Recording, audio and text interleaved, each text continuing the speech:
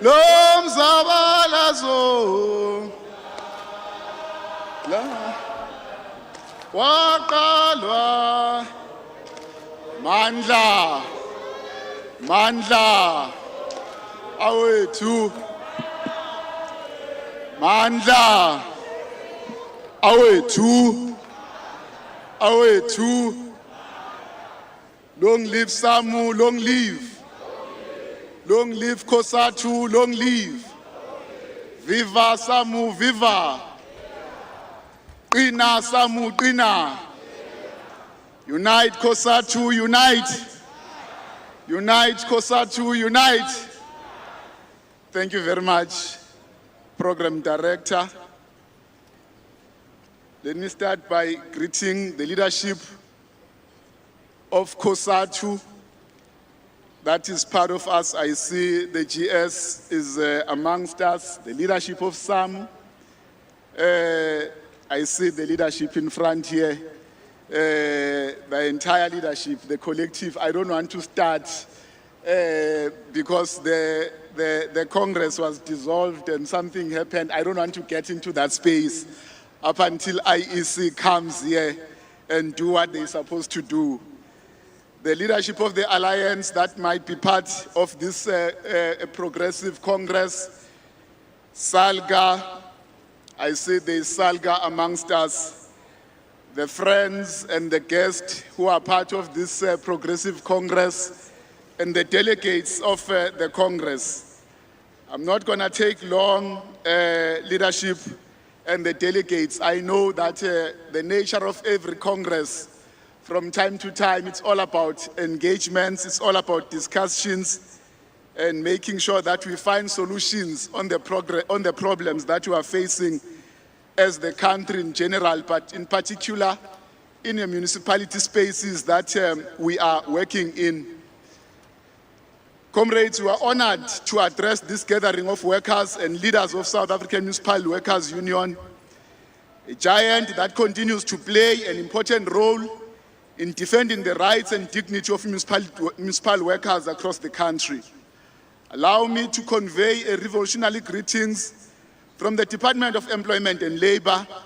We greet you as an ally of workers, not just as an ally of workers, but as a dependable ally of workers, in particular, as we are going to be doing a lot of work, GS, in a municipal space now, making sure that workers' rights are defended. Comrades, this Congress gathering and others, they are gatherings that we know that from time to time are not simply administrative events. They are democratic spaces of workers' power, where workers collectively reflect on their struggles, renew their mandates, and strengthen their organization for the battles that still lie ahead. Samwu has historically been at the forefront of defending interests of municipal workers who perform one of the most critical functions in our society, ensuring that basic services do reach communities. The work performed by municipal workers is not ordinary work. It is work that sustains human dignity and community life. It is a noble work to provide services to our people. When water flows in our homes, when refuse is removed from our streets, when sanitation systems function, and when electricity powers our cities and towns, it is municipal workers who make this possible. Yet we know that workers who perform these essential services often do so under difficult conditions, sometimes facing resource constraints, governance challenges, and pressures within the local government environment and space. This is why strong and principled unions remain indispensable.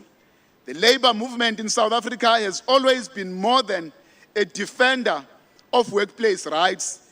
It has been a central pillar in the broader struggles for democracy, equality, and social justice.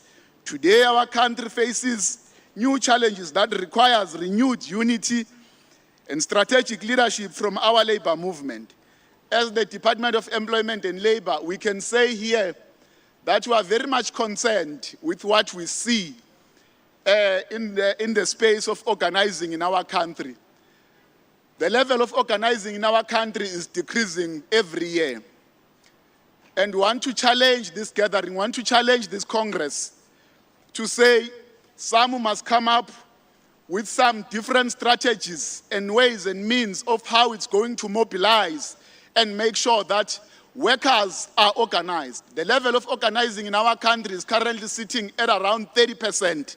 It's only about 30% of workers who are organized in our country, and largely it's COSATU that is having a bigger chunk of the 30%. But we want to see many workers being part of unions, being organized.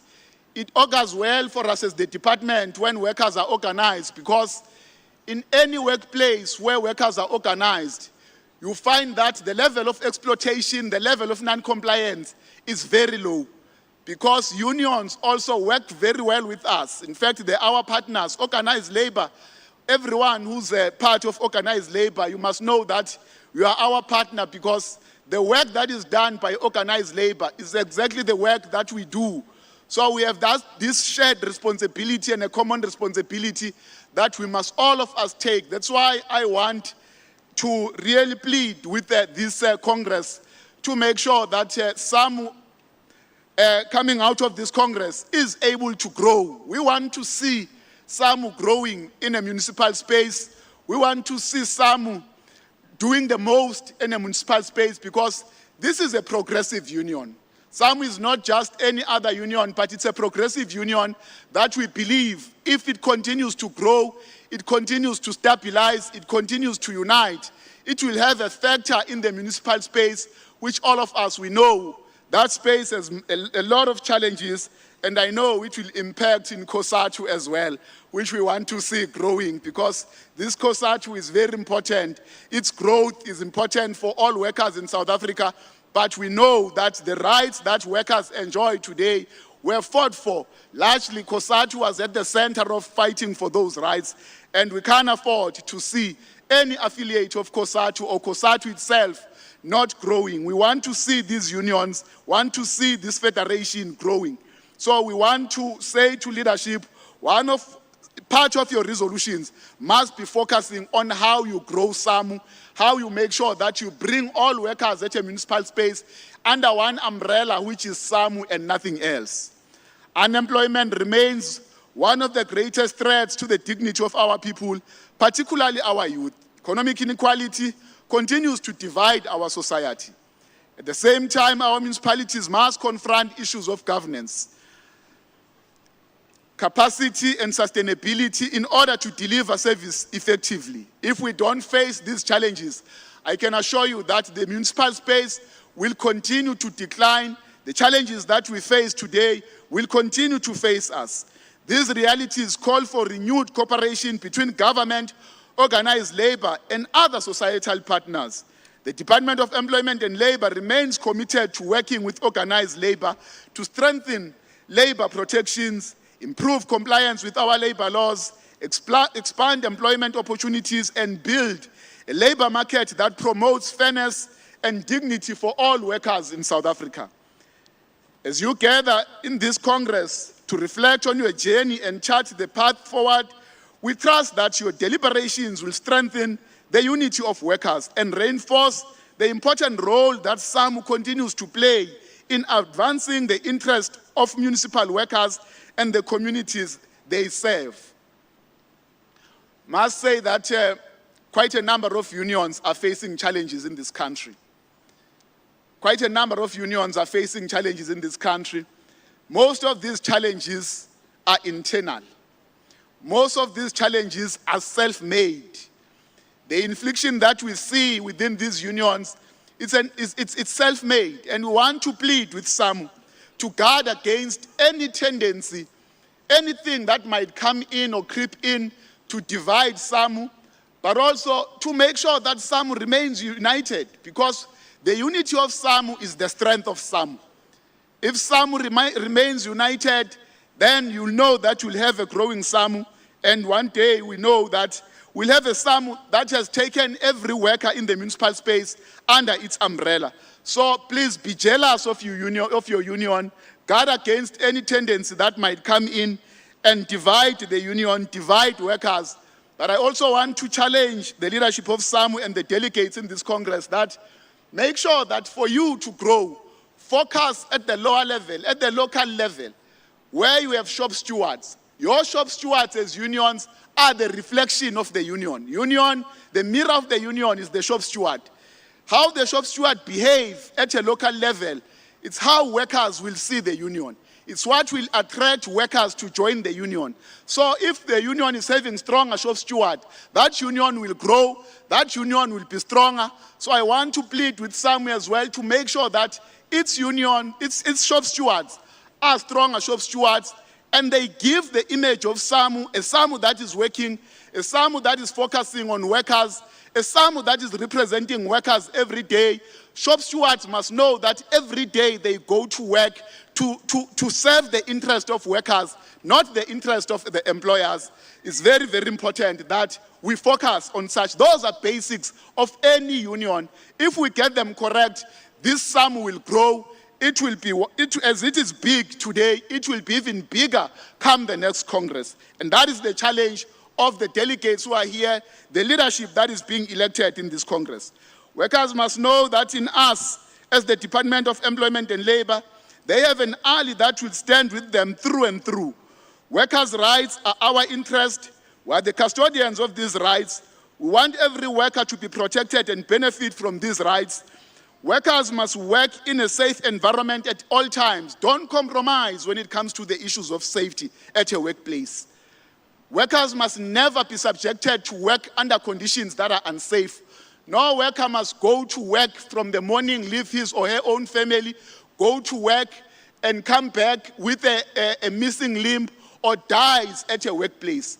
A worker must go to work in the morning, go back in the afternoon to his or her family alive and healthy. That is what we want to see for each and every worker in the Republic of South Africa. And working with Samwu, we want to strengthen the issue of safety at a municipal space. Workers must work and get their and benefit from these rights. Workers must work in a safe environment, get all their benefits. We are aware that some of the municipalities, GS and the leadership, as we're engaging earlier on, we know that some of the municipalities are not complying with our labor laws. We are coming into the municipal space as well. We are going to be doing our inspection and enforcement work to make sure that no worker is compromised when it comes to his or her pension. All workers must be registered to our social net. Working with Salga, we must work tirelessly with COSAT, with Samwu in particular, to make sure that workers are protected and their benefits don't go missing in a municipal space. Municipalities must pay workers what is due to them. So we are going to be coming into that space very, very strongly this year, and we'll be working with this leadership to make sure that we change what is wrong in that space. But compliance must be the order of the day, because you can't have workers who work for the rest of their lives. When it comes to their benefit, during their pension time, they are unable to get their benefit. On behalf of the Department of Employment and Labor, we wish the Samwu 13th National Congress successful deliberations and strong outcomes that will strengthen the labor movement and contribute to building a more just and equitable South Africa, and make sure that our South Africa is better. Tomorrow is better than yesterday. We build a better country. Our children inherit a better country than the country that we inherited. Thank you very much, leadership.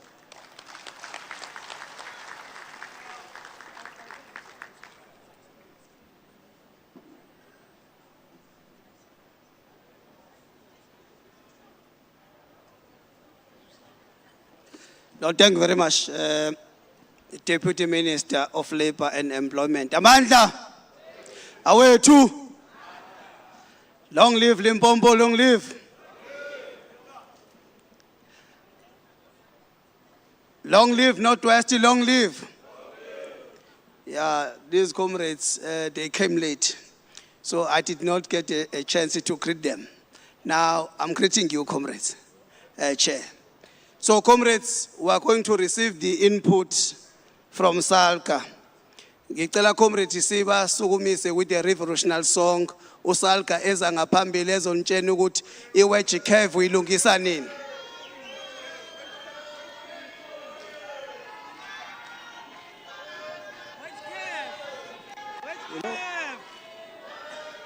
Mandla.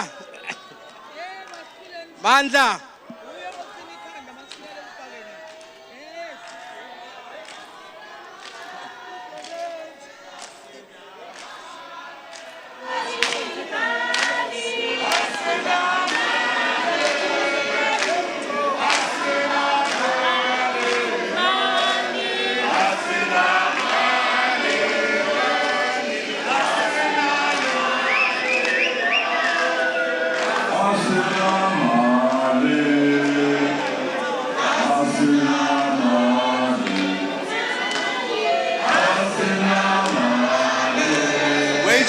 Wage cap. Wage cap.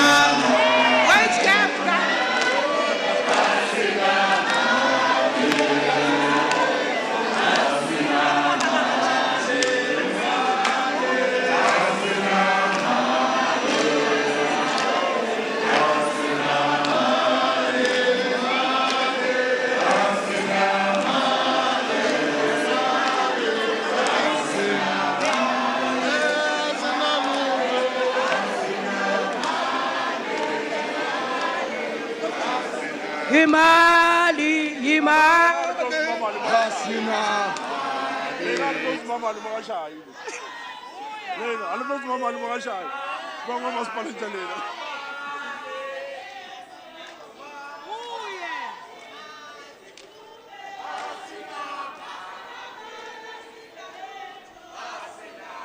No, I don't have the right to stop employees. I can't. But we'll request them. Yeah, when they've signed their file, yeah, we'll determine.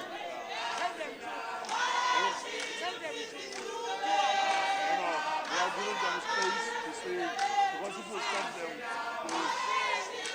we must go and push for help to go to the bank and tell them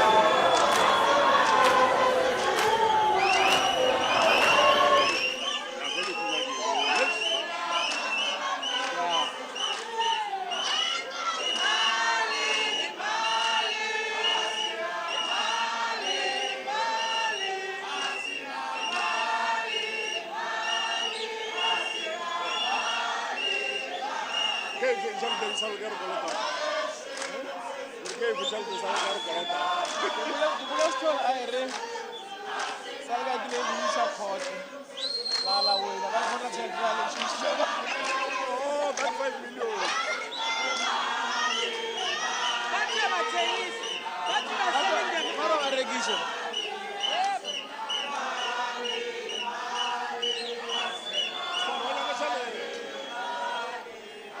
I just told the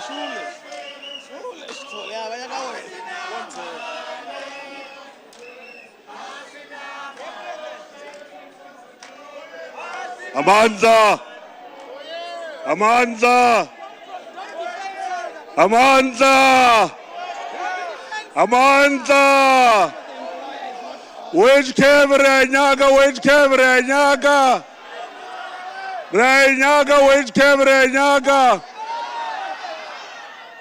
Rainyaga, COVID allowance, Rainyaga.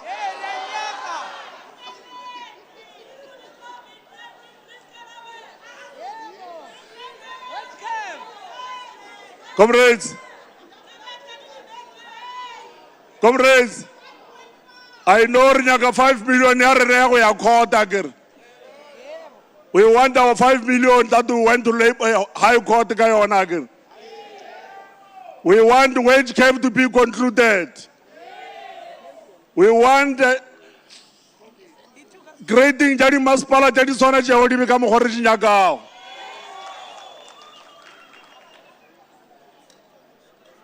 Like we said, we want the implementation ya go City of Johannesburg, ya politically facilitated agreement or ever implemented.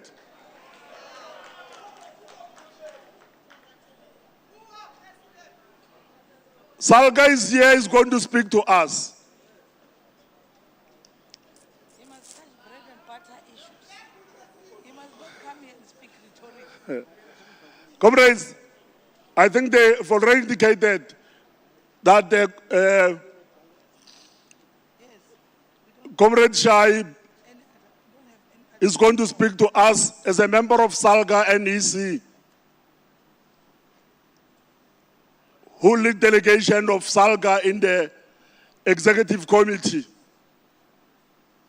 He's a product of SAM. He understands the dynamics in SAM. He was once the secretary of Ronald Mani region in Limpopo with Comrade Gerald, who is with COSATU now. So he understands the dynamics in local government. But he knows that he owes, as Salga, they owe us something. I'm not going to say much. CEO of Salga, or no, we waited for Shai to come here and now we are fighting him. No, CEO, we are not fighting him. It's just that workers want money. Municipalities are frustrating us. Comrade Shai.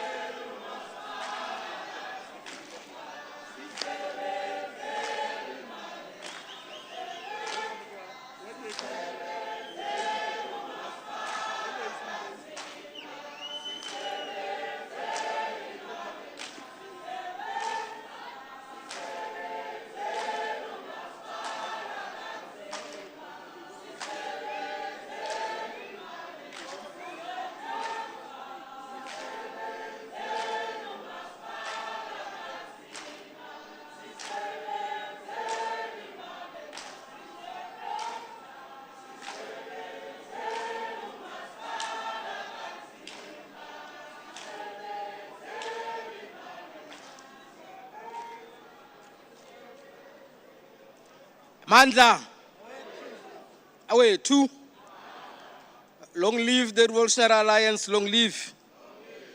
Long live Samwu, long live. Thank you very much, the chair of the session, the president of Samwu and the office bearers, the leadership drawn from the ANC-led Revolutionary Alliance. I've seen Comrade Mabuso Mpe, the Central Committee member of the party. I'm also advised that the leadership of the entire Revolutionary Alliance was here speaking to Congress. To that extent, I need to extend my greetings to that revolutionary leadership. The leadership of the Federation, Comrade Soli, including the sister unions affiliated to COSATU that are here, deployed cadres to government, both ministers and deputy ministers, that has been participating in this Congress since yesterday. In particular, Comrade Jomos Bia, the Deputy Minister of Employment and Labor. I'm advised that progressive formations drawn across the length and breadth of the African continent, in particular sister unions around SADC, are part of this August Congress, and they should indeed receive our greetings. Delegates and comrades to the 13th National Congress of SAM, distinguished guests, including the CEO of Salga, Comrade Stolembanga, and comrades. President, we hold a brief to offer a message of support to the 13th National Congress of the South African Municipal Workers Union, as we do on behalf of the National Executive Committee of Salga, representing organized local government. We wish to therefore register our deep appreciation to participate in your journey of consolidating a program and agenda that seeks to shape the local government sector that has proven over time to be the face and the front line of development in our communities.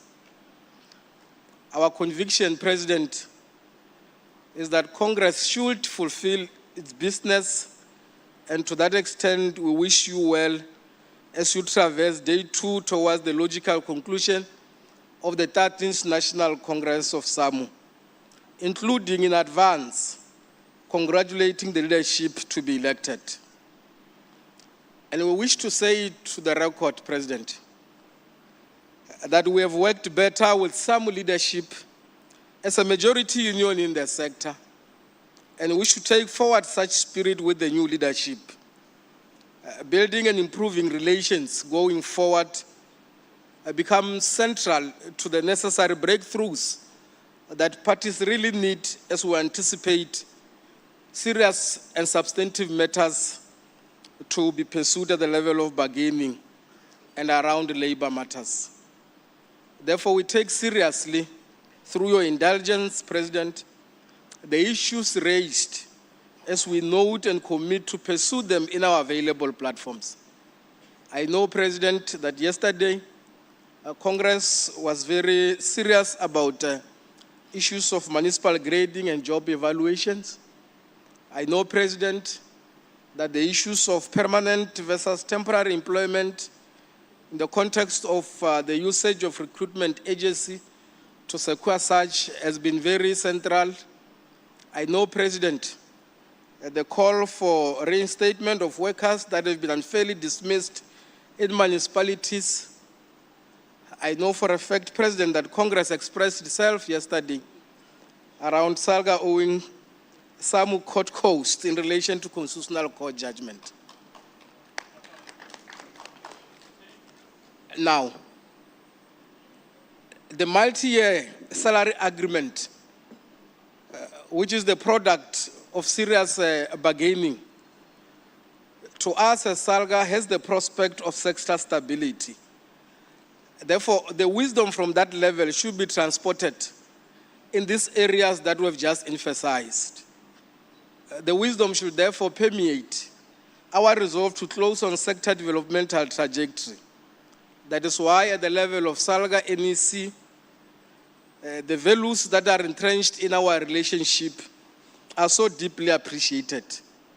The contributions municipal workers are making are not auxiliary, are central to the functioning of a capable developmental state. A local government can only fulfill its constitutional mandate if its workforce is well-trained, protected, fairly remunerated, and supported in an enabling environment. Therefore, Samwu's role in advocating for such condition becomes indispensable, not only for workers' rights, but for the credibility, stability, and sustainability of the entire local government sector. Therefore, building relationship and building on this leadership, building proper leadership for the sector, appreciating that municipalities are different in the context of their nature, will require us to even explore data-driven decision-making, which all of us should genuinely engage. Therefore, representing the 257 municipalities, President, we have learned through the passage of time that it is only in intentionally decreasing the gap between the majority union in the sector and the employer representative that we can lessen the pressures and uncertainties in the sector. We should be deliberate in using our proximity to each other to impact on the decisions we take on substantive matters. We have seen that working, Comrade President. We should therefore appreciate that success will be limited without structured engagement at shop floor level. Leveraging on such relations lend parties' views added impetus as they will seamlessly be taken on board. Sufficient progress has been registered in the domain of LLFs and bargaining has been registered. Although more still need to be done, there has been positive energies, comrades. These energies are discernible and commendable in the context of the spirit that has characterized how we engage on complex substantive matters, such as the wage curves and many others that are on the table of parties at the level of bargaining. The review of the main collective agreement, which I'm convinced will emerge with a revised product reflective of the aspirations of the parties, is such an example of the positive energies which we should imbue. How we close rank in challenging some irritating aspect of the Public Service Commission Amendment Bill has come to say to us, going forward, learn from those particular platforms and continue to advance a course that is imperative for the sector. This and many other battles have come to elevate structured engagement and proximity of our relationship as the cornerstone for success we seek to score at all fronts for the sector. We therefore remain readily available, President, just as we have been, to leverage on proximity to each other to shape a revolutionary agenda for the sector and beyond. The NEC of Salga wishes you a productive and unifying Congress. We are convinced that your deliberation will revolutionize a local government system that is capable, future-ready, and centered on the dignity of workers and the communities they serve. Salga remains committed to working alongside you as a trusted partner in the journey. Amandla! Enkosi.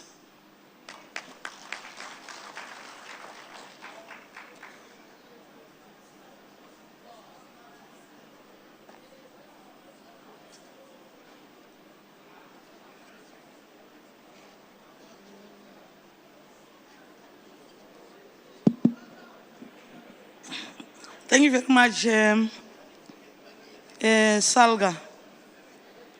Without any waste of time, we are going to proceed where we left off yesterday. But before we proceed with the work of the Congress, I want to say,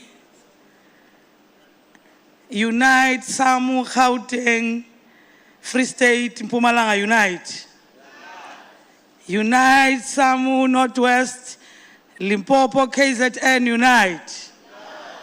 Unite, Samwu, the Capes, Northern Cape, Western and Eastern Cape, unite. Amandla, Amandla, Amandla, uzayithola kanjani? Uzayithola kanjani? Mandla. Thank you very much, Holbam. Let me take this opportunity to greet the table led by, I'm laughing for now, by President Mukhutu and the entire table. Shaka is waiting to touch line. He's still waiting to touch line, waiting for maybe 4 o'clock, 5 o'clock. And then you'll get in, a grounding.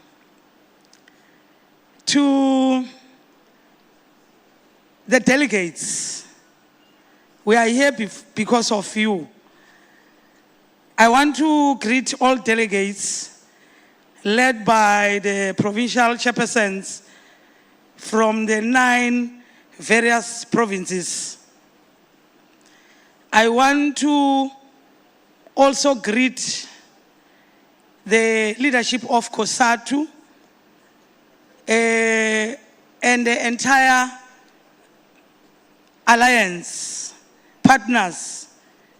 When you are somewhere, the leader of the alliance, abanye, but today we are here. The leader of the alliance is COSATU And by the way, it is led by Brasox, our General Secretary of COSATU. Yes.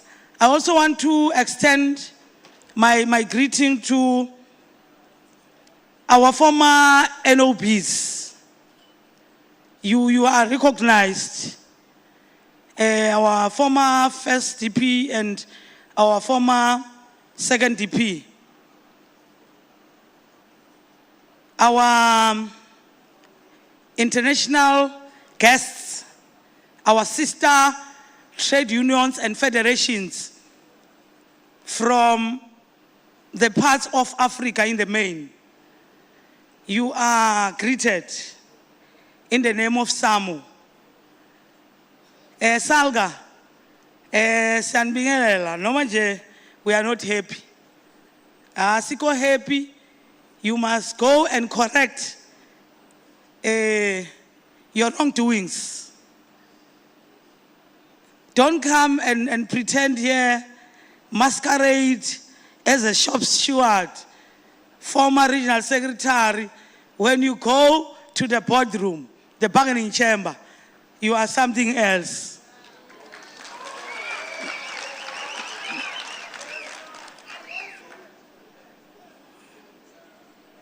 I hope I did not forget anyone. When I'm saying alliance, I mean the party, Sanko, and the ANC,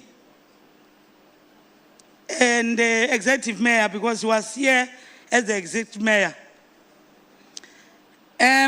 Like I've said, we are proceeding where we left yesterday. So without any waste of time, I want to call upon our one and only Mapalalumkulu, General Secretary, to come and take us through the entire Mapalan.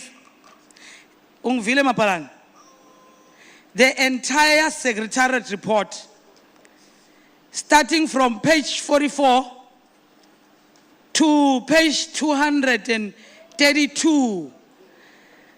You must try by all possible means to compress the 194 pages, Mapalane, to be at least 15 pages.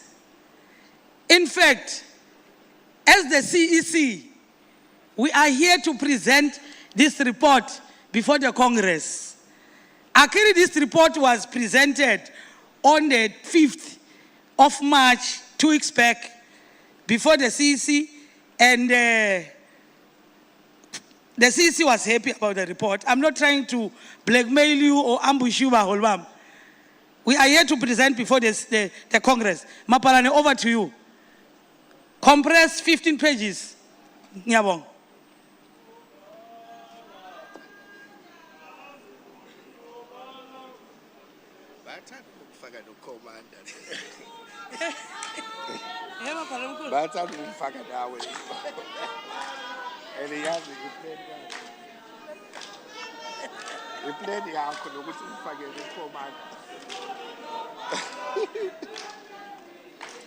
Viva Samwu, viva Amandla.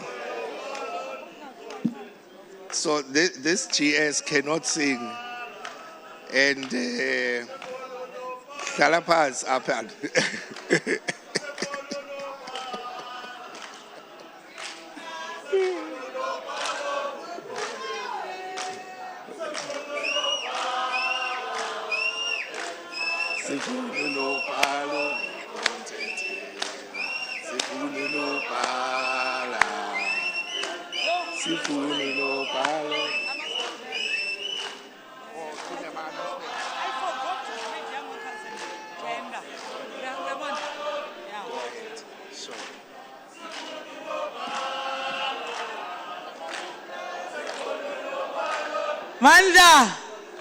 Amanda,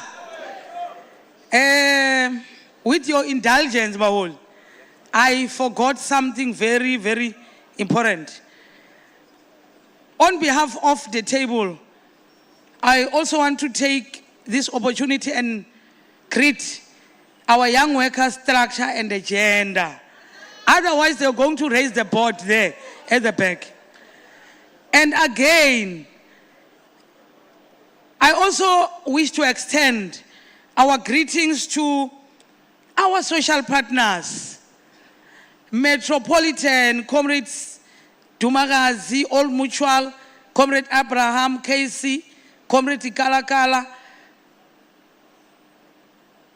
the socialists of the world, Comrade Warren. By the way, it has expanded to Nihau and other affiliates of COSATU. TBFS, Comrade Tambell, and others. Now understand what's why it's and others. And others. Yes. Ngiyabonga.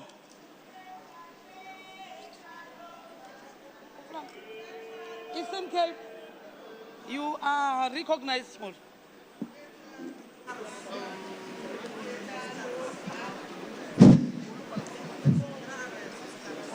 Thank you very much, President, and good morning to you and all comrades in the Congress.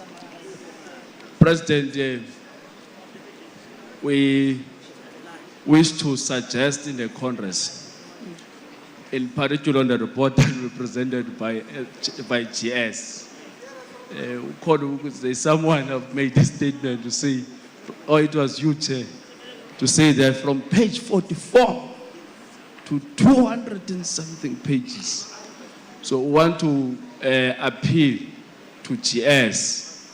We know that that is a Secretariat report which was presented to the CEC. And it's a CEC report now to this Congress. And it's for the Congress. So I want to request GS that just to deal with key strategic issues for the Congress. So that we're able to make time for commissions in that particular note. And then on a lighter note, Chair, just to say to the Congress, they were singing yesterday at a very high level when Balula was here. But our own SGS, who can't even sing at that level, I just wanted to make that statement. Amanda. Where to? Mapalan. Mapalan. High level. High level. Naisaba le report. Ngisho bona.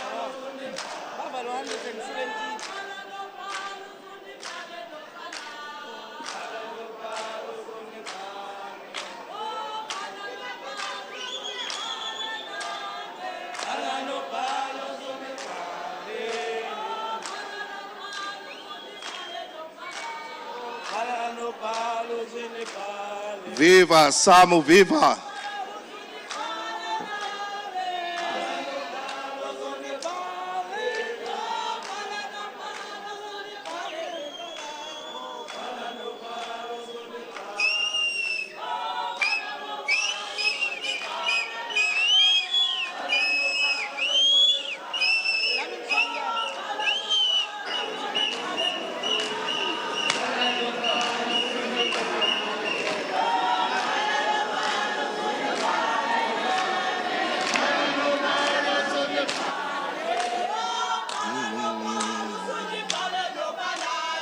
Pala no palo zundi pale. Pala no palo zundi pale. Pala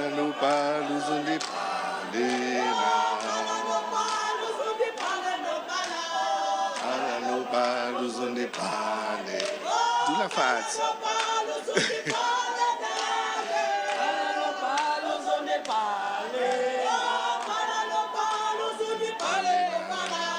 Pala no palo zundi pale. Viva Samwu, viva! Vala!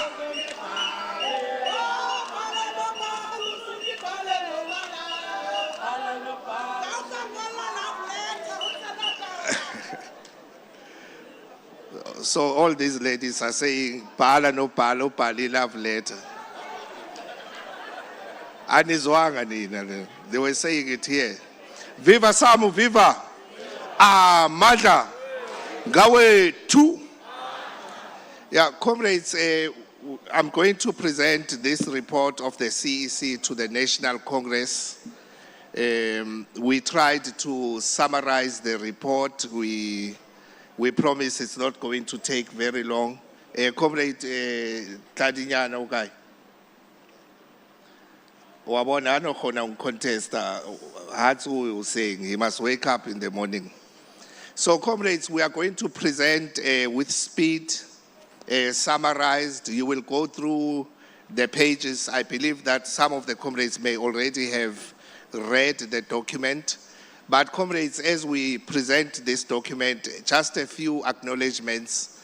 We really want to appreciate all the provinces, all the shop stewards of Samwu for providing leadership in the past 5 years.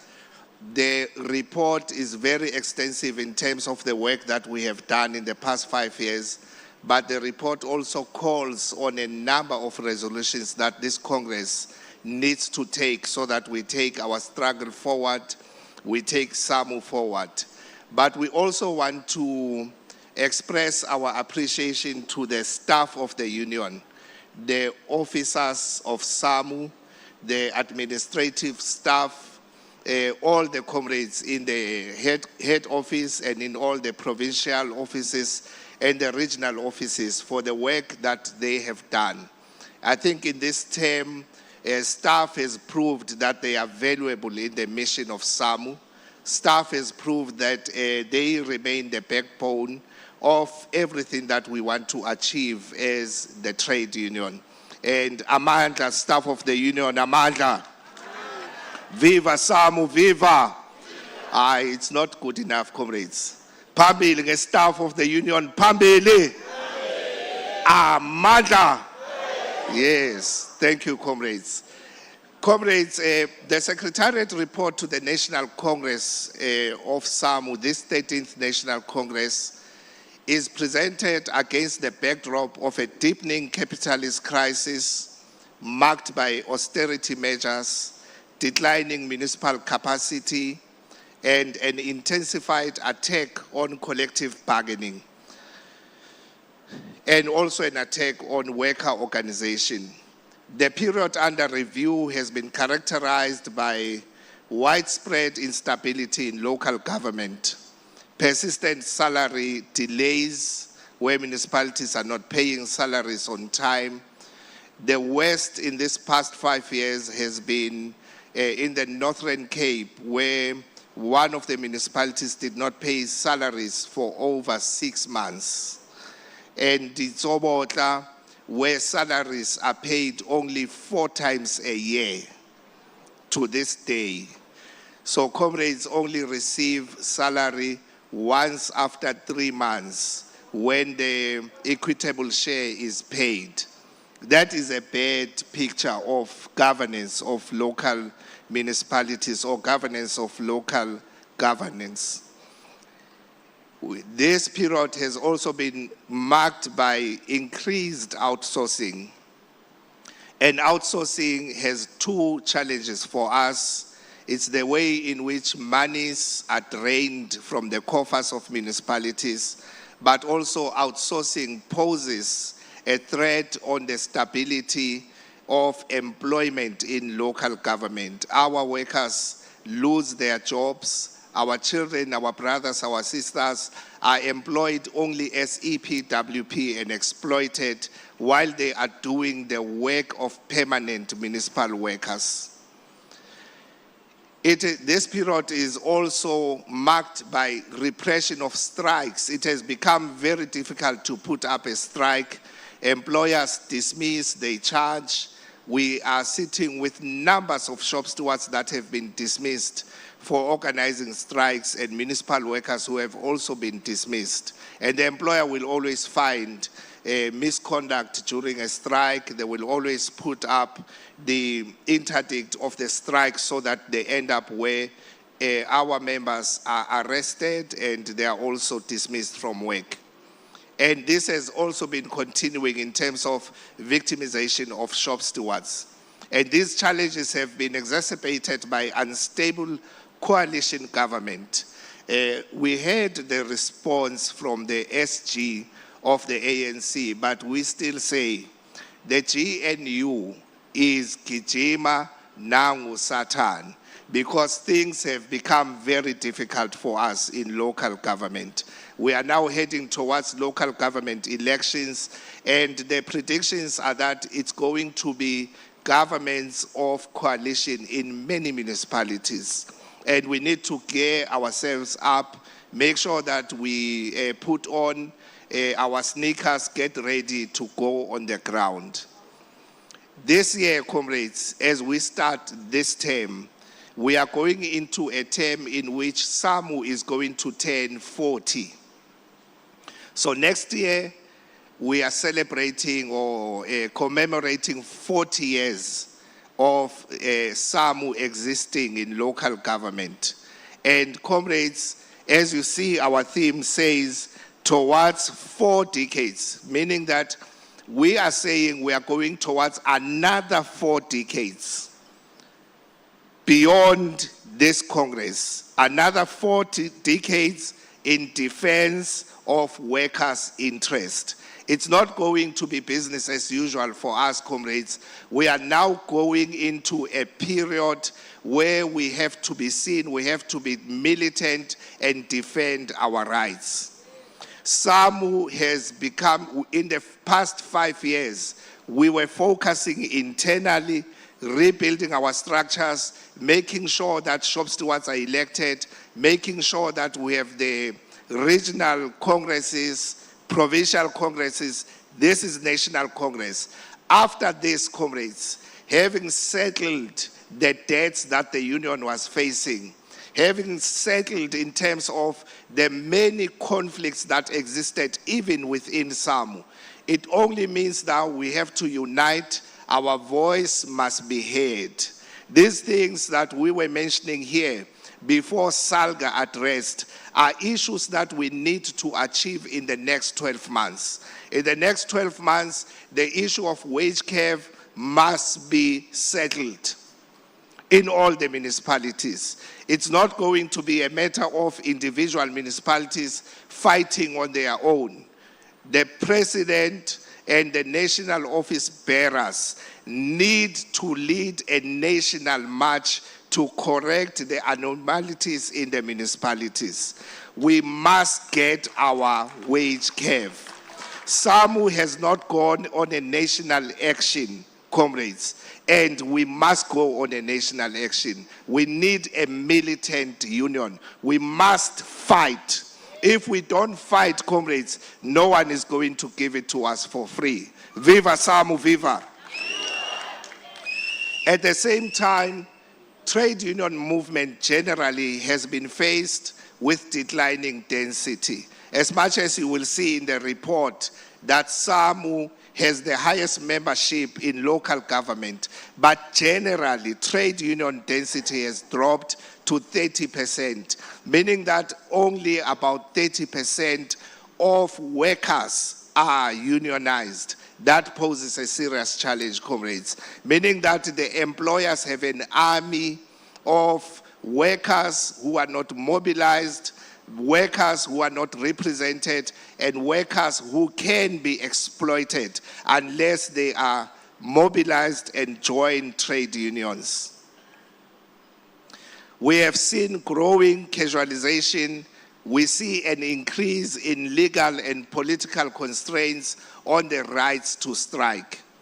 Within the tripartite alliance, worker demands have increasingly been marginalized, with disputes frequently shifted to the courts and strike action met with repression. This Congress is therefore called upon to adopt bold, militant, and strategic resolutions to renew the organization. Comrades, we can tell you now, if we don't become militant, our team at Amanzi Bargaining Council is going to lose the strength that they have. Our team at the SALGBC Bargaining Council is going to become a laughing stock.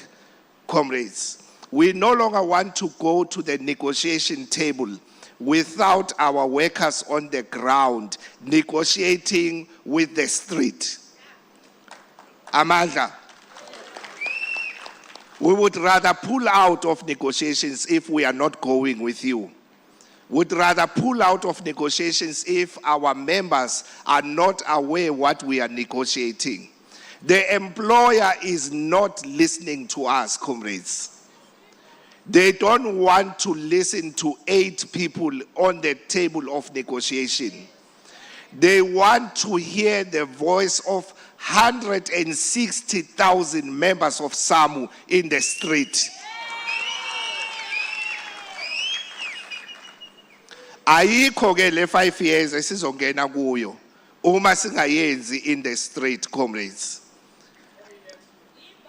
Together with the president, I lead negotiations. I can tell you, comrades, and I'm repeating it, they don't hear us. They are not listening to us.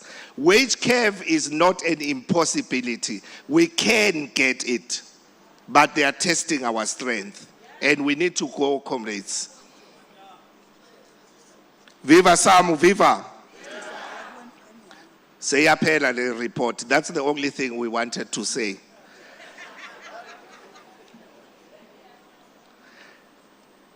The state of provinces. Comrades, this report reflects the organizational life of the union at provincial, regional, and local levels that has largely followed constitutional prescripts. We have complied with the constitution, although not without significant challenges. Shop steward elections were conducted in line with the constitutional roadmap, but there were disputes that emerged around eligibility of shop stewards, disputes around notice periods, disputes around gender quota and voting procedures. And these disputes were processed through internal structures as much as possible, as much as there are also comrades who went to courts to interdict in few areas. But largely, disputes were processed through internal structures, reinforcing the importance of constitutional mechanisms and organizational discipline. Regional shop steward councils and provincial congresses were generally convened as per required time, with national office bearers intervening where delays or disputes arose. While progress was made in renewing leadership structures, women's representation remains only marginal, comrades. We have a 1/3 quota and we just meet the 1/3 quota, but in other instances we don't even meet the 1/3 quota.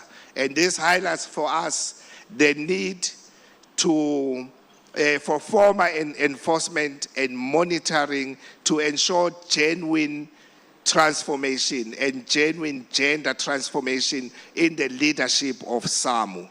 The work of the CEC Commission was also underscored, it also underscored the necessity of exhausting internal remedies. So the CEC put up a commission right at the end towards this Congress because of 3 regions that brought their issue to the CEC. That was Leisurely Puza in the Free State, Joe Muloisane in KZN, and Mafika Mshengu in KZN.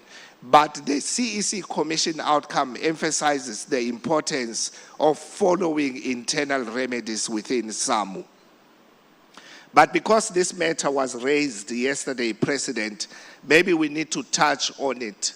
Leisurely Puza, the region brought up a dispute. The CEC Commission reported the matter to the CEC, and the CEC issued an outcome. That outcome said if comrades are not satisfied with the work of the CEC Commission, they may refer their matter to the National Congress. However, comrades opted not to refer the matter to National Congress and considering to take their matter to the registrar.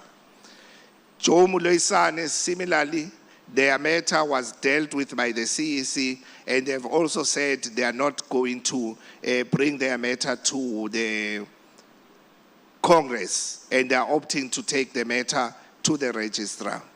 as much as they made appeals, but we responded to the appeals in terms of how we deal with matters. One of the appeal we received on the 16th of March, a day before Congress, where they were requesting that a special CEC must be convened to address the matter of their delegation to the Congress. So comrades believe that they should have been allocated more numbers to attend the Congress. This matter was also dealt with under credentials. Mafika Mshengu took their matter to the CEC. The CEC Commission met with them and gave them an outcome. They then decided they are not taking their matter to Congress. First, they asked us to go to a private arbitration. Of course, we don't have such a process in Samwu. They had already taken the matter to the registrar, and then a day or two before the National Congress on Friday last week, Friday the 13th, it could easily have been a doomsday for Samwu. Friday 13, we were in court on the matter of Mafika Mshengu, and that matter was struck off the roll. They did not succeed in interdicting the Congress. However, yesterday, during the Congress proceedings, we received an email from Mafika Mshengu requesting that their matter should form part of Congress discussion. The same Congress that they would have interdicted if court did not successfully hear our matter. However, that's where the matter stands now. Naturally, the matter is on the agenda. It's in the Secretariat report. Part of this matter was discussed yesterday. On membership, comrades, I'm going to run. It would be very interesting for you, comrades, to look at the graphs in terms of membership. Those graphs will tell you the number of members that we have as Samwu, membership trend for the past 5 years. It will also show you dual membership. And dual membership is membership that is shared between Samwu and Imatu. It's a bad number, comrades, of dual membership, mostly in Gauteng, but you will understand why in Gauteng. Out of the 60,000 members, you will have dual membership, and it will be the highest. But indeed, we have the highest membership in Gauteng. Membership is correctly identified, comrades, as the lifeblood of Samwu and the foundation of our political and organizational strength. Despite high levels of mobilization and unionization in local government and in the water sector, the report cautions that this does not equate to growth and sustainability of Samwu. We have high numbers, but we are not growing. We have not gone beyond the 160,000 members. In fact, you will see in the report that we range between 140,000 up to 55,000 members. Different years will have different numbers. Dual membership between Samwu and Imatu is growing, particularly in our key provinces, and this poses a strategic risk to the union.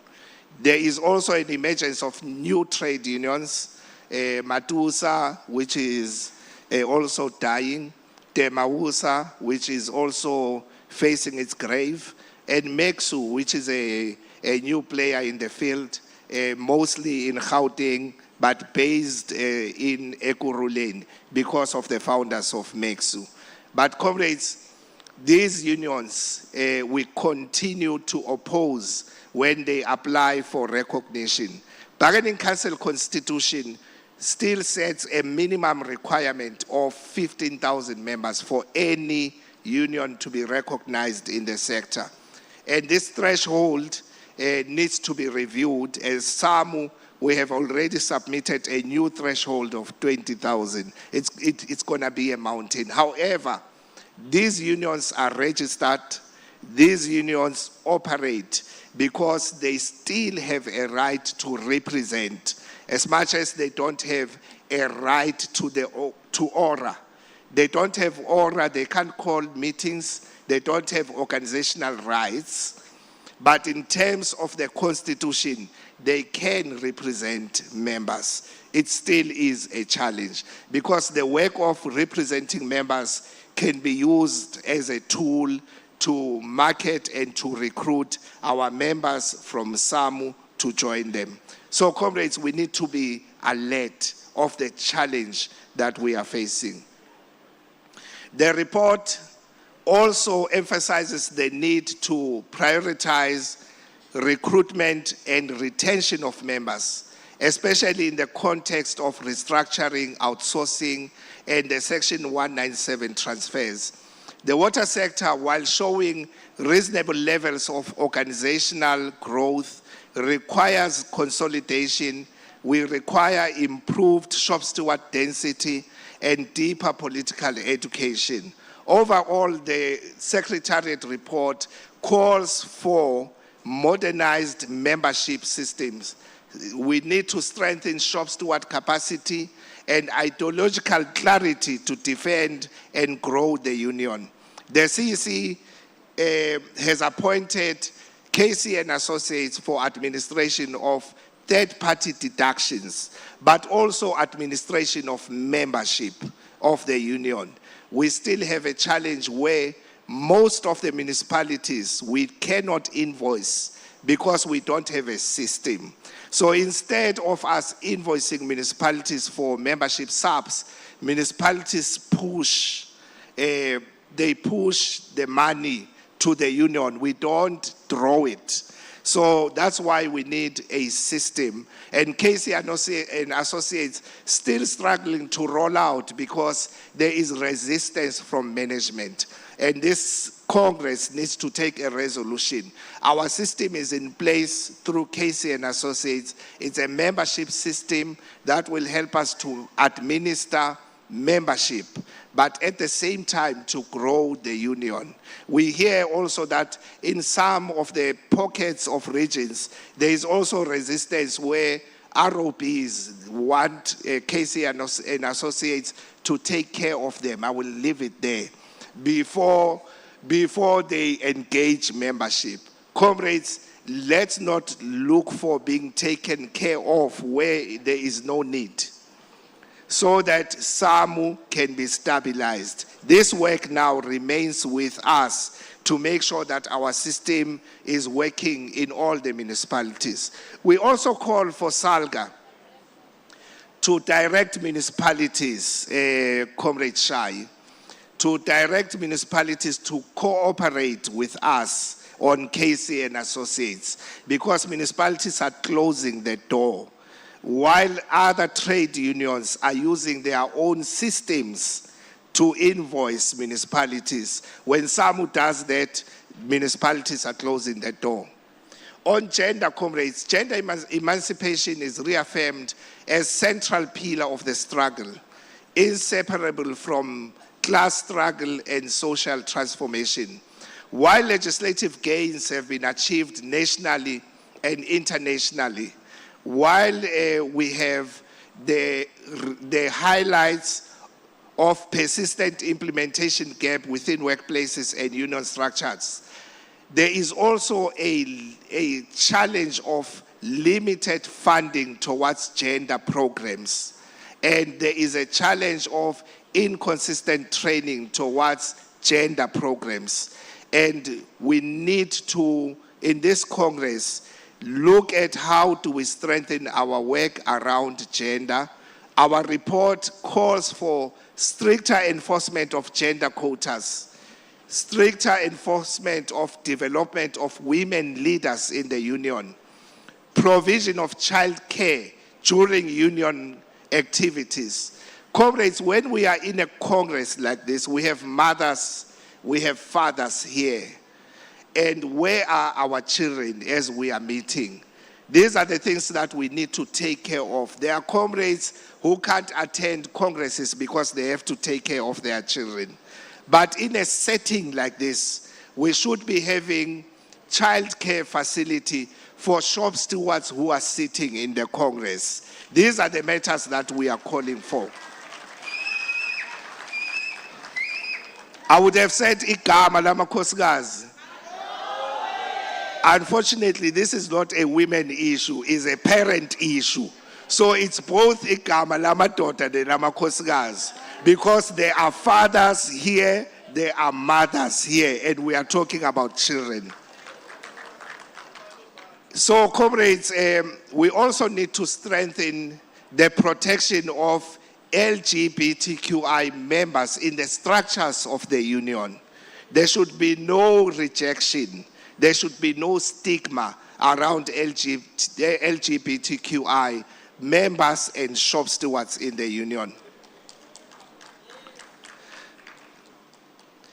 Gender-based violence is also recognized as both a workplace, a societal crisis, which requires sustained intervention. It requires political education, and it requires active involvement of male and female gender champions. On young workers, comrades, the report traces the long journey towards constitutionalizing young workers' structures, culminating in amendments adopted in 2023. While provincial structures have been established, effective functioning of young workers' formation is constrained by limited resources, uneven integration into union programs, and the precarious nature of youth employment. We continue to see young workers being exploited in municipalities and the water sector. We find them in EPWPs, we find them in contracts in the Amanzi sector. And comrades, this is the fight that we have to take up as the union. On campaigns, comrades, campaigns are presented as the practical expression of unions' political programs in response to austerity, municipal collapse, outsourcing and repression. I've spoken a lot on campaigns at the beginning, comrades, and we want to re-emphasize our struggle as a trade union will be fought on 3 levels. We fight by mass mobilization, we fight by legal and administrative processes. So as much as we are in the street, we must strengthen our work legally, but also political intervention.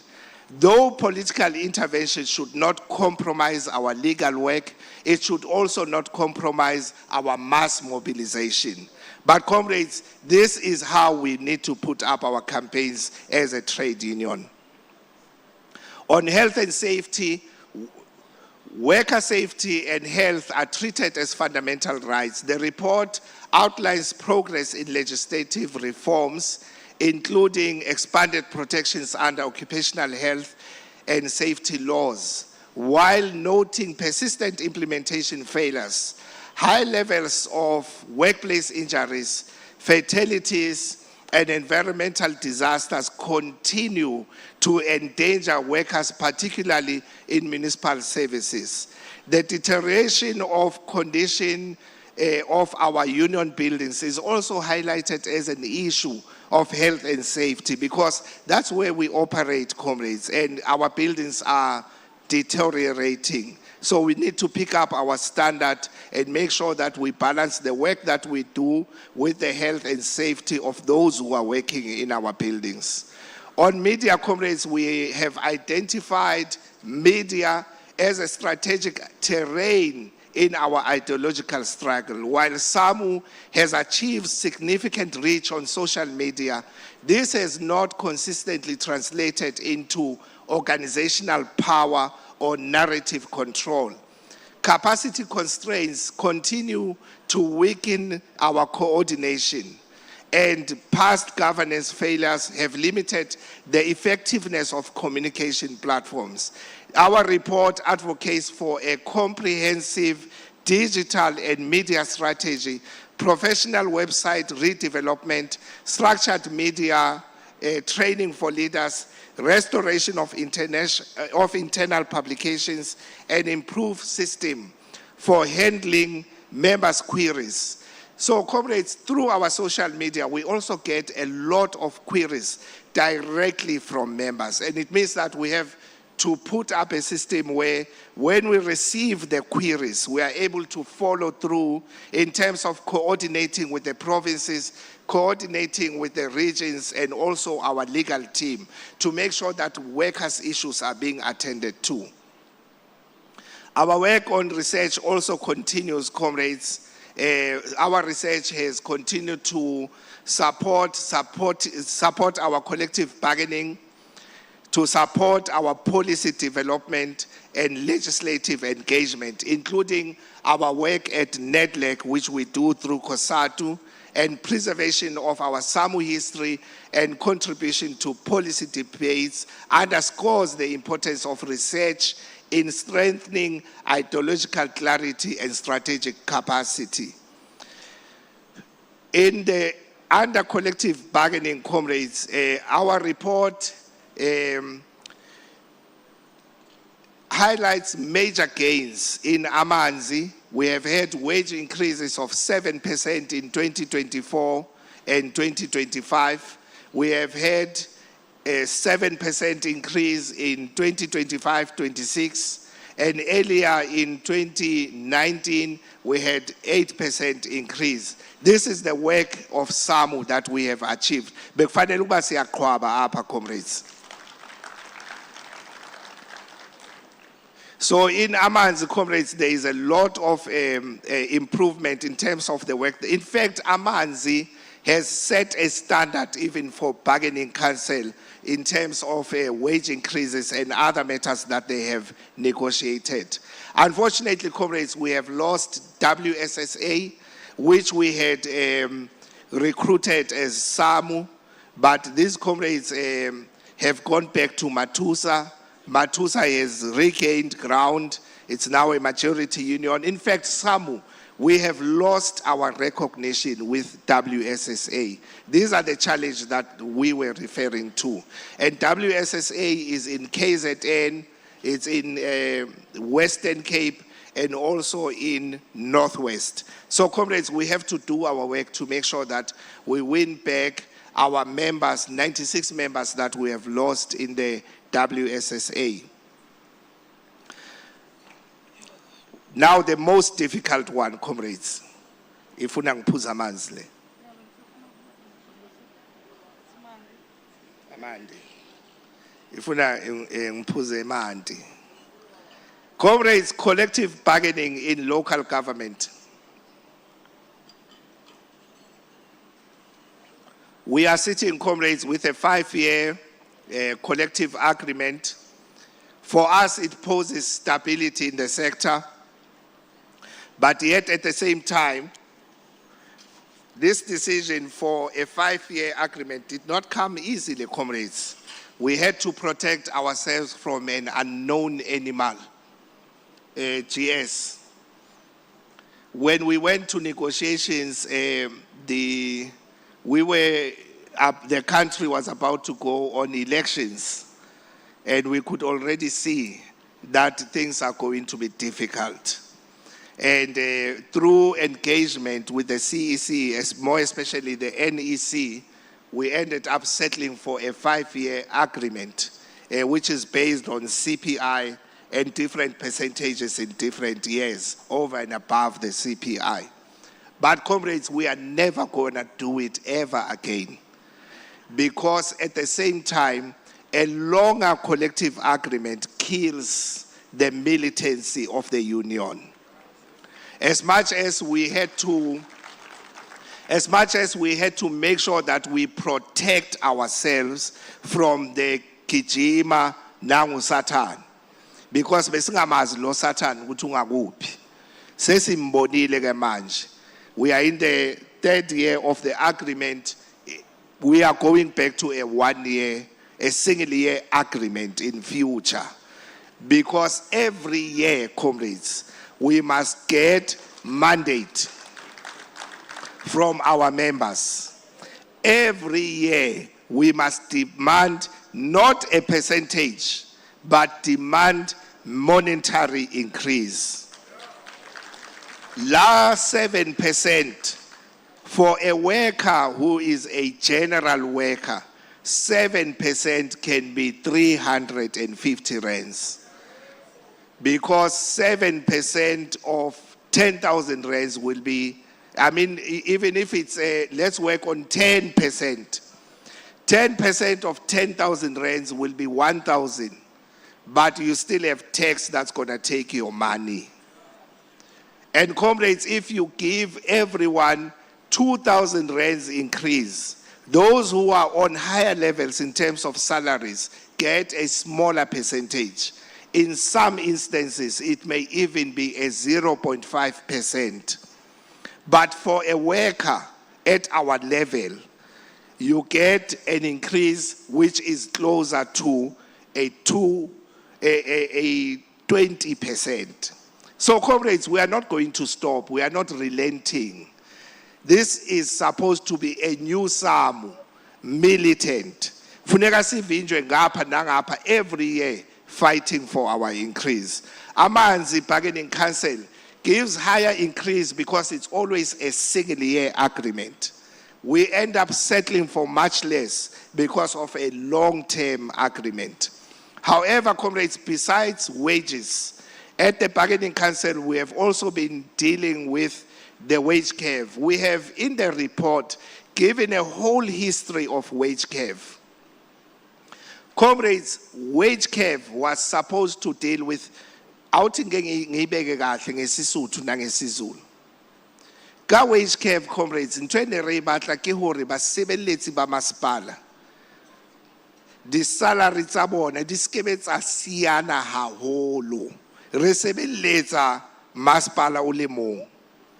O ska ba le municipal manager o yang hae ka 100,000 a sebeletsa Nketwana municipality, and yet hona mo Nketwana hona le a general worker o yang hae ka 10,000. I guess it's the same employer. That gap, we wanted to reduce it. That's why it's called a wage curve.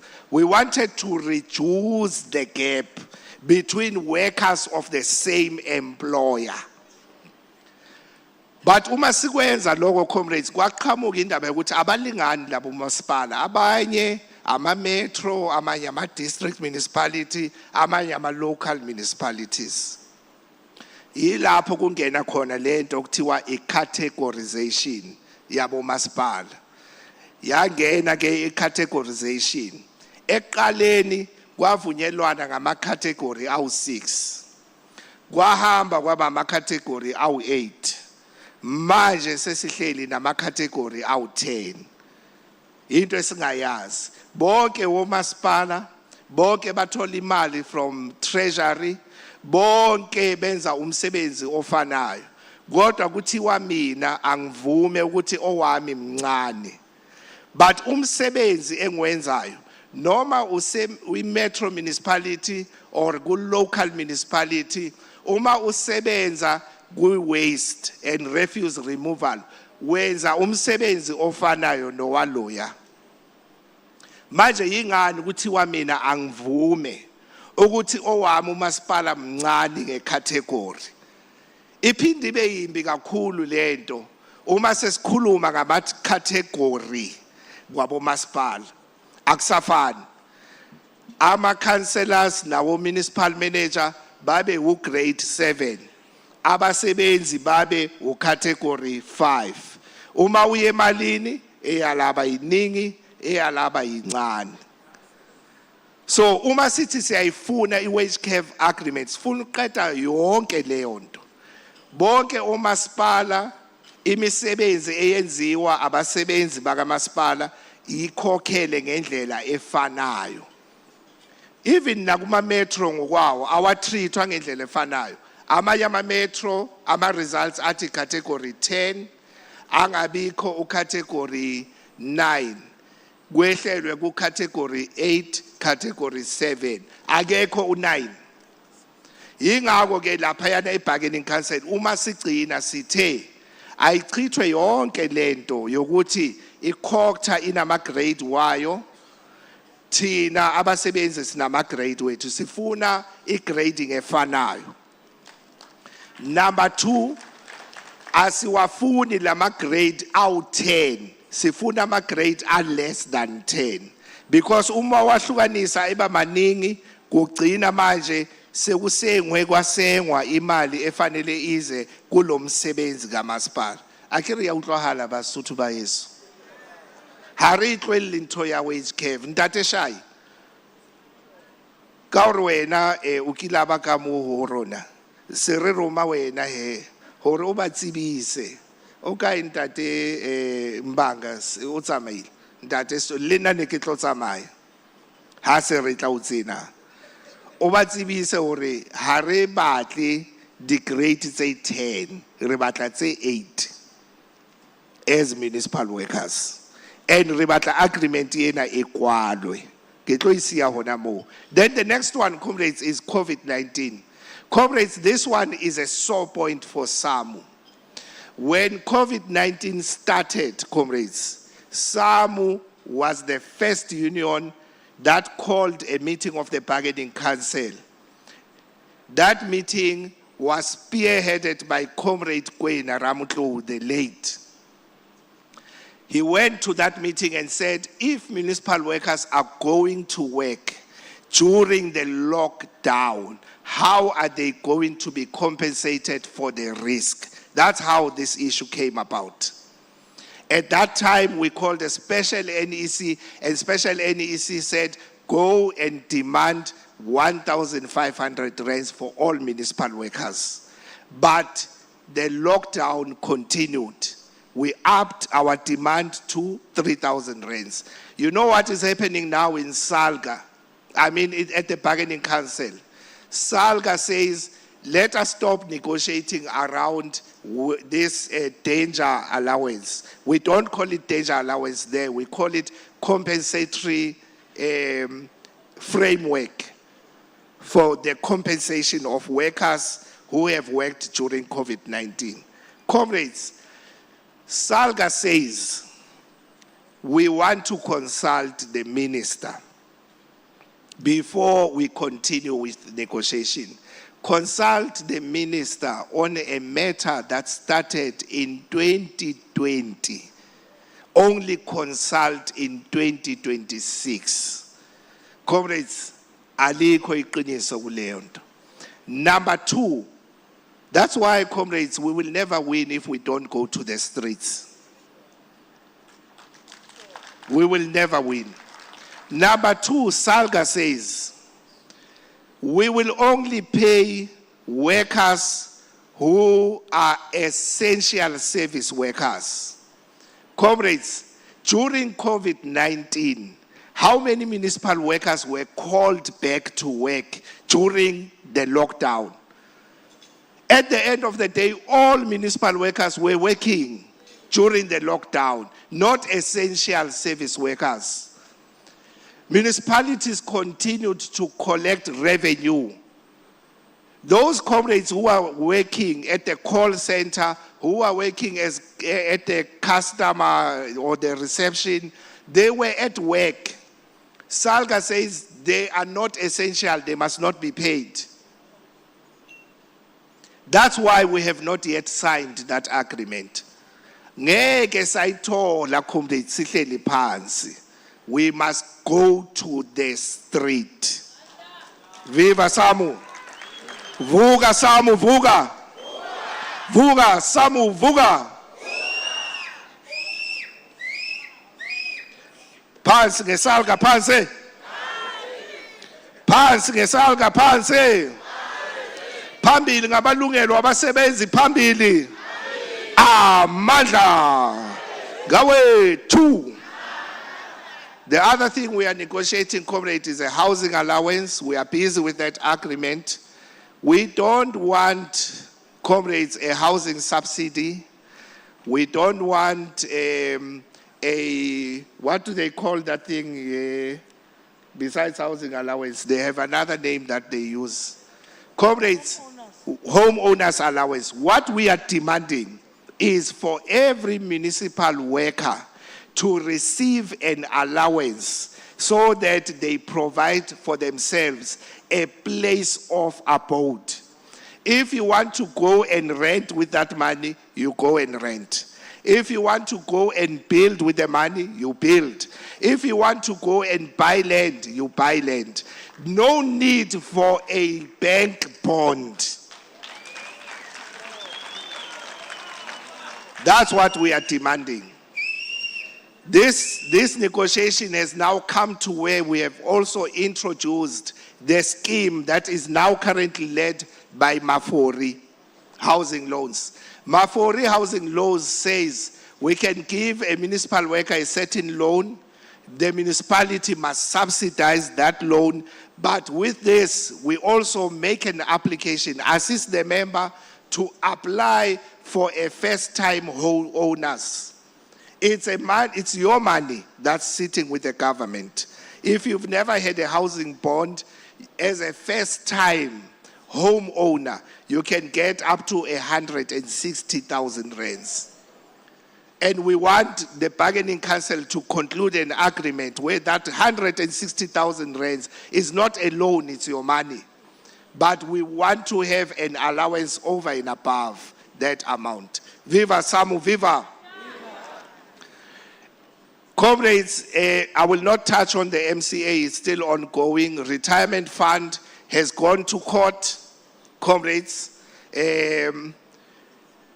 On retirement fund agreement, in brief, as Samwu, our demand is this, comrades. We have pension funds, Sinama pension fund.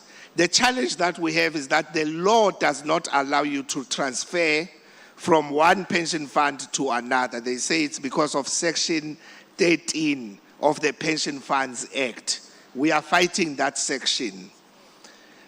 We have our own, as Samwu initiated scheme called Samwu National Provident Fund, which is no longer a Samwu National Provident Fund. Agisho comrades, when people receive our money, they start to manage it.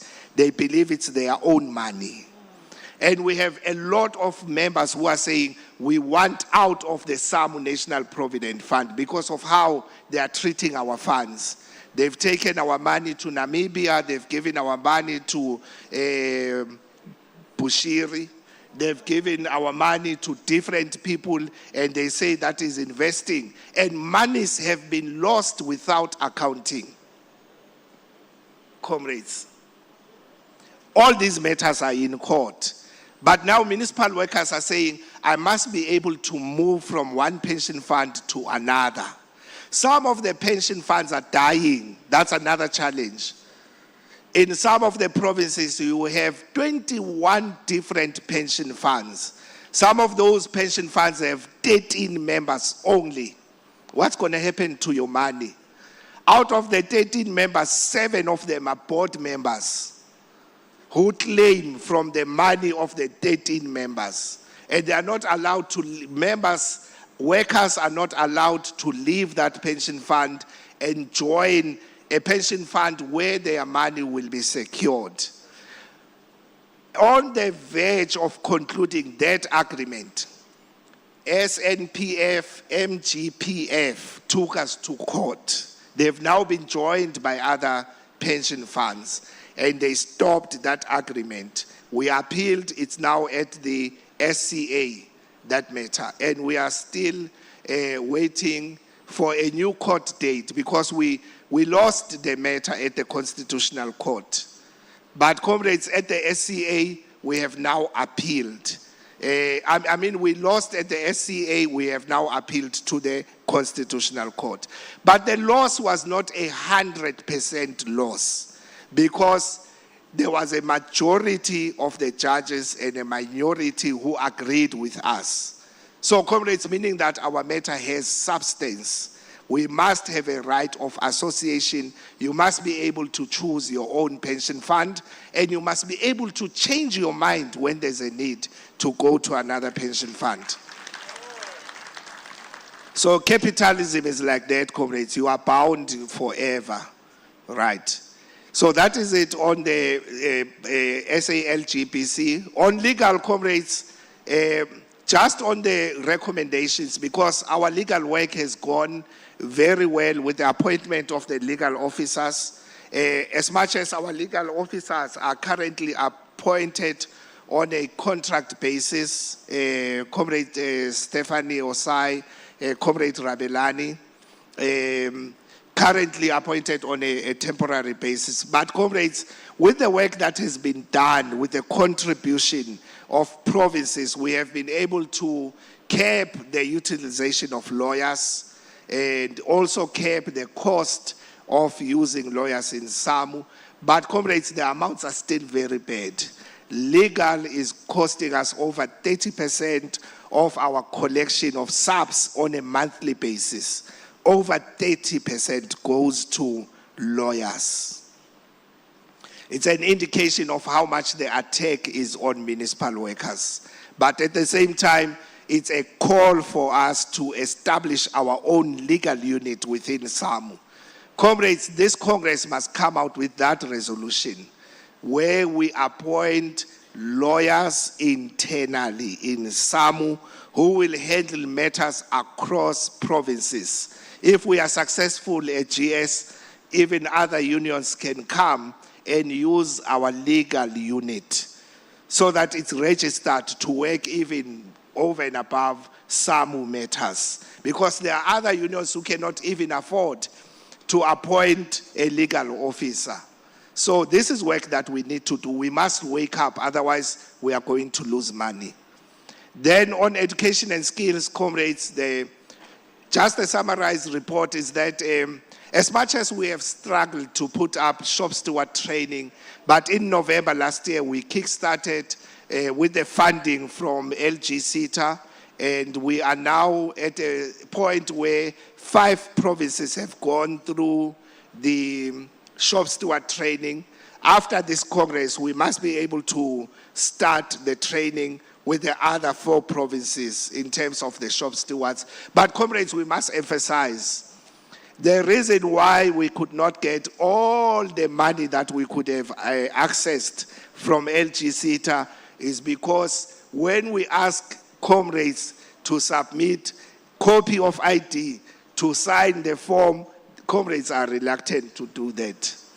They are very reluctant. We are asking to comrades very reluctant.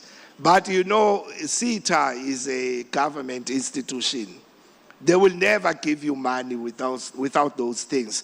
So comrades, let's comply, let's cooperate so that we can deliver on shop steward training. But there's also been other forms of training, bursaries through the EWCETA, bursaries through the LG CETA, and also now bursaries through the ETDP CETA, which is also working with SAMU. On social benefits, comrades, we have, we still maintain our TBFS, the best funeral scheme. We maintain SACO, we maintain SAMUMED, we maintain SNPF. We will continue to fight until we win back our own SNPF. It's our own pension fund, comrades. These lights are firing. Manje yazi ukuthi impandla isabukushisa kanti no. Ivele ijuluke into eyisimanga. Mawunganayo impandla ungahleki.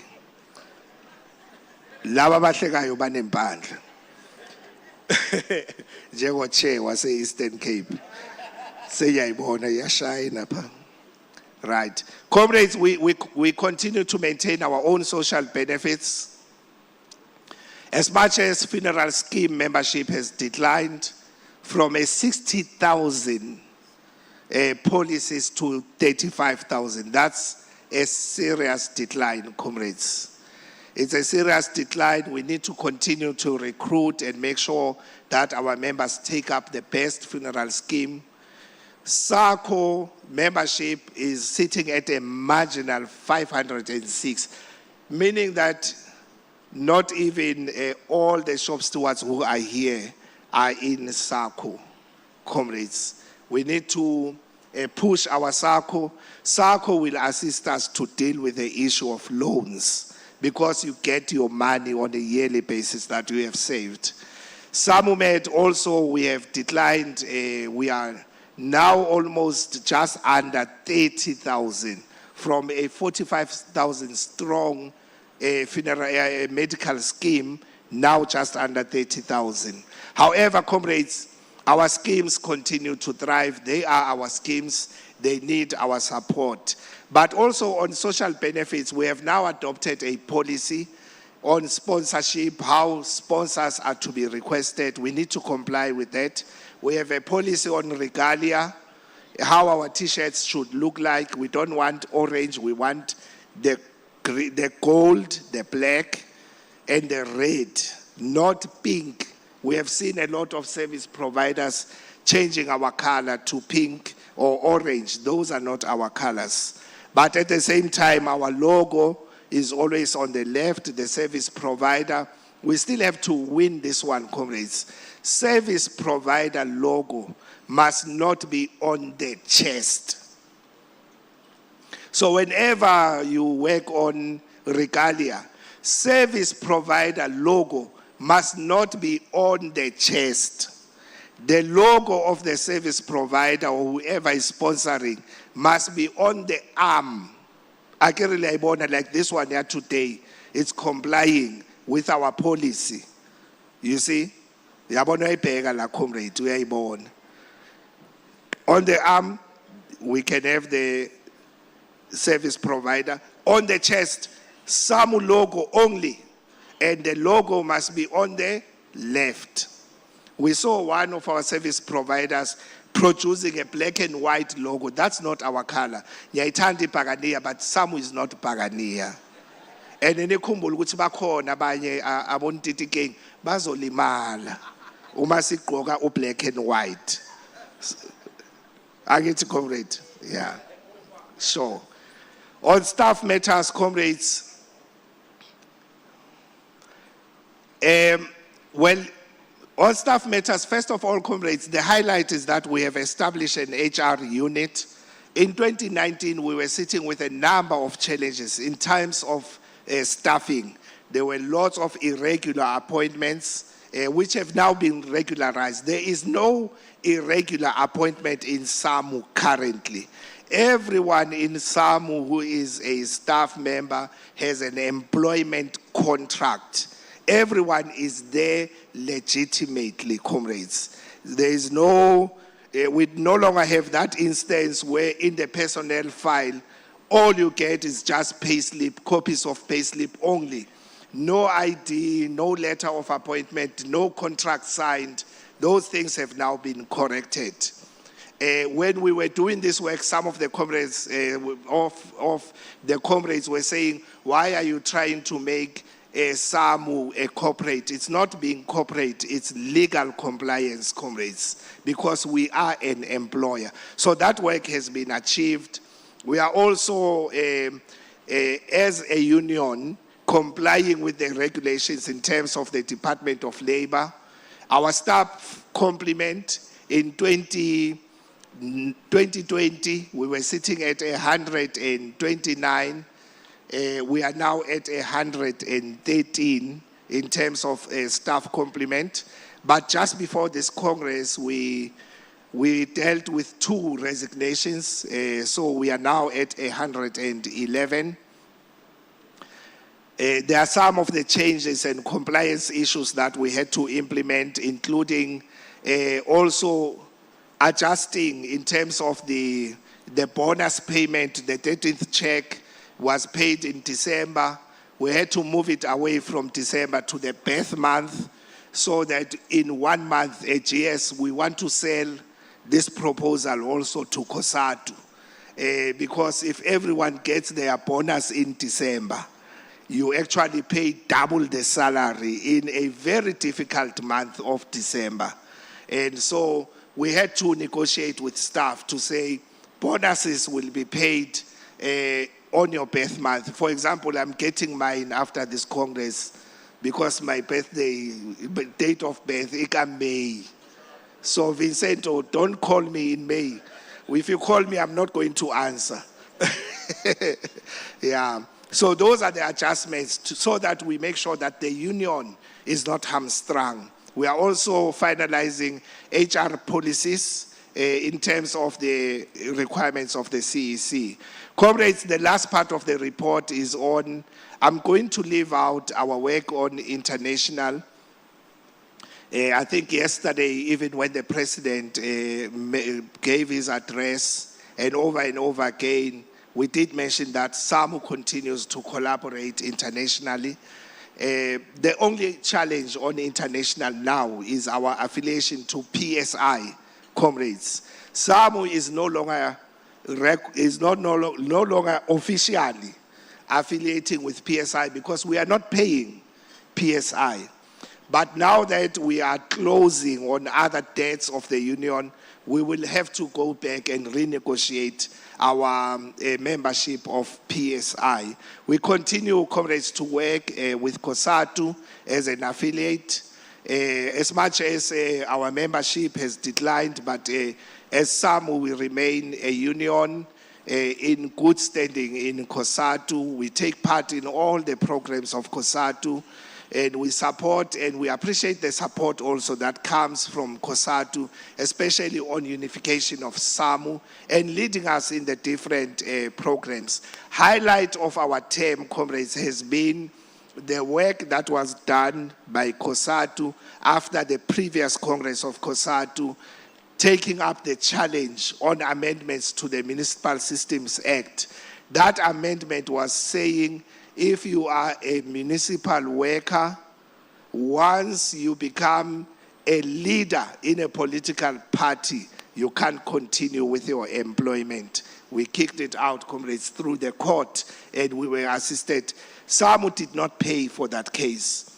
COSATU gave us lawyers to fight that matter. So sitting there, comrades, is the GS of COSATU. On his left is Salga, but between them there's a 5 million rands that must be decided. Because Salga must pay COSATU the 5 million rands that you owe them for wasting time in court, because they went to court and opposed us. Yeah. Comrades, that is the organizational report. At least I kept my 15 minutes. Again, we are in church, so and God bless you. This pulpit is also confusing me. I don't know if I should be a comrade or I should start preaching. Someone, comrades, forgot their spectacles. They are here. It looks like Kitsamachita. They were found Kagwakati toilets. Your spectacles are on the table.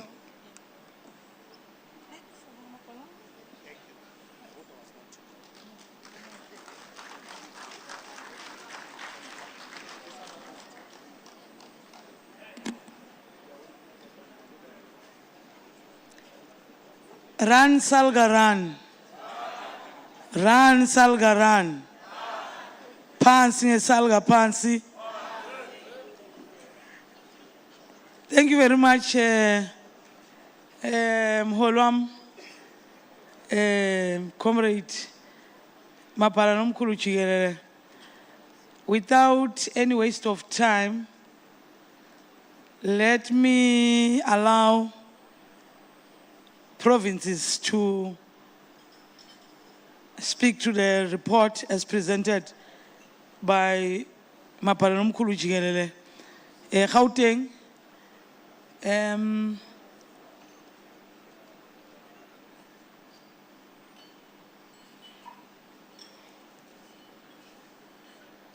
Gauteng, GP, and then Eastern Cape, Limpopo, Northwest, Western Cape, KZN, KZN,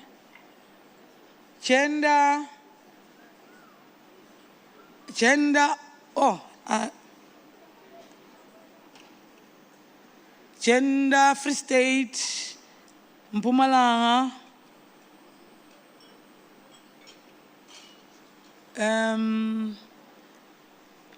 Officials in Provincial board noma imile nje.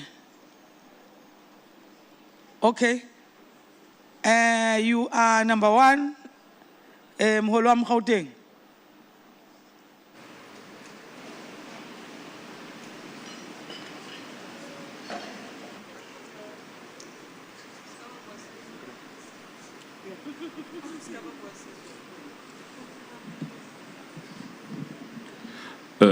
No, thanks, President.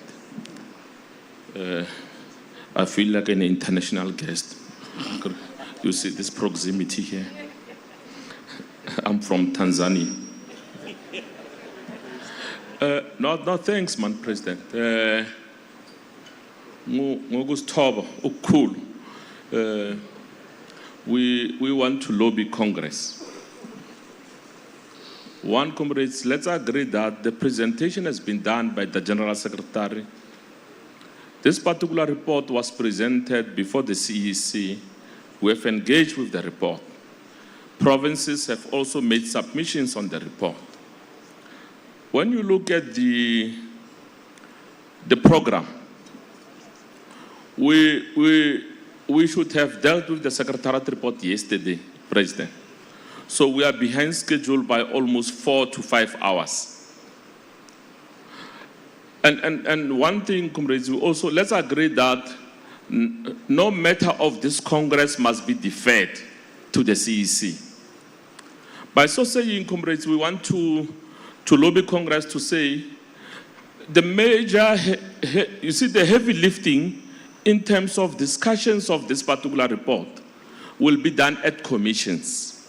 That's where, as province, we have prepared to engage at length to ensure that indeed we are able to develop resolutions that will take us forward.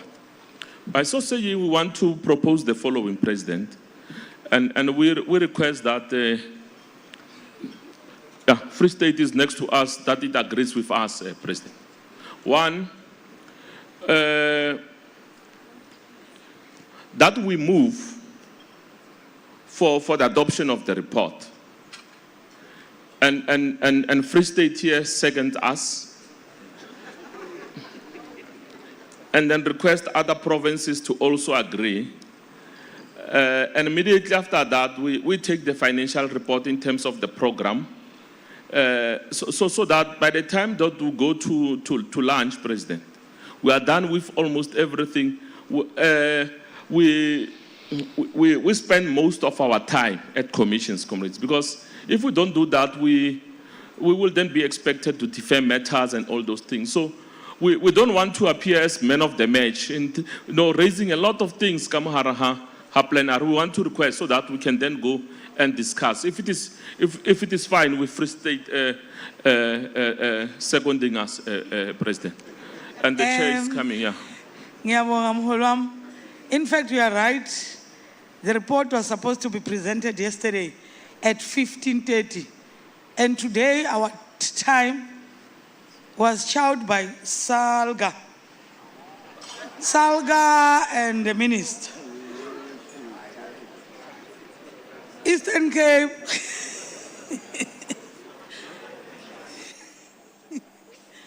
Salga, you should have a recording of this session so that you share with your colleagues. Thank you very much, President. President, in joining Gauteng, that we must support the move for the adoption of the report, and the report be used as a resource document for all the commissions that will be convened in due course, as the first issue. Second issue. But Chair, we're having a rider on the report on some of the issues that were perhaps not before at the CEC in terms of the report. In particular on 2 regions that took us to register. And we should make a pronunciation on the conduct of our structures and comrades in the union. That this issue of undermining internal processes, Comrade decides to take a shortcut of going to registry or to court. The Congress must pronounce on that.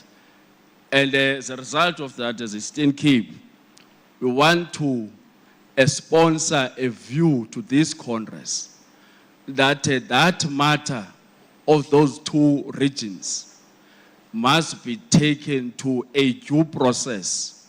That due process will mean that those comrades must be taken through a process of discipline. Then the outcome of that process will be determined by people who will be dealing with that matter. Because it's important that, President, that we must internalize democracy in the union.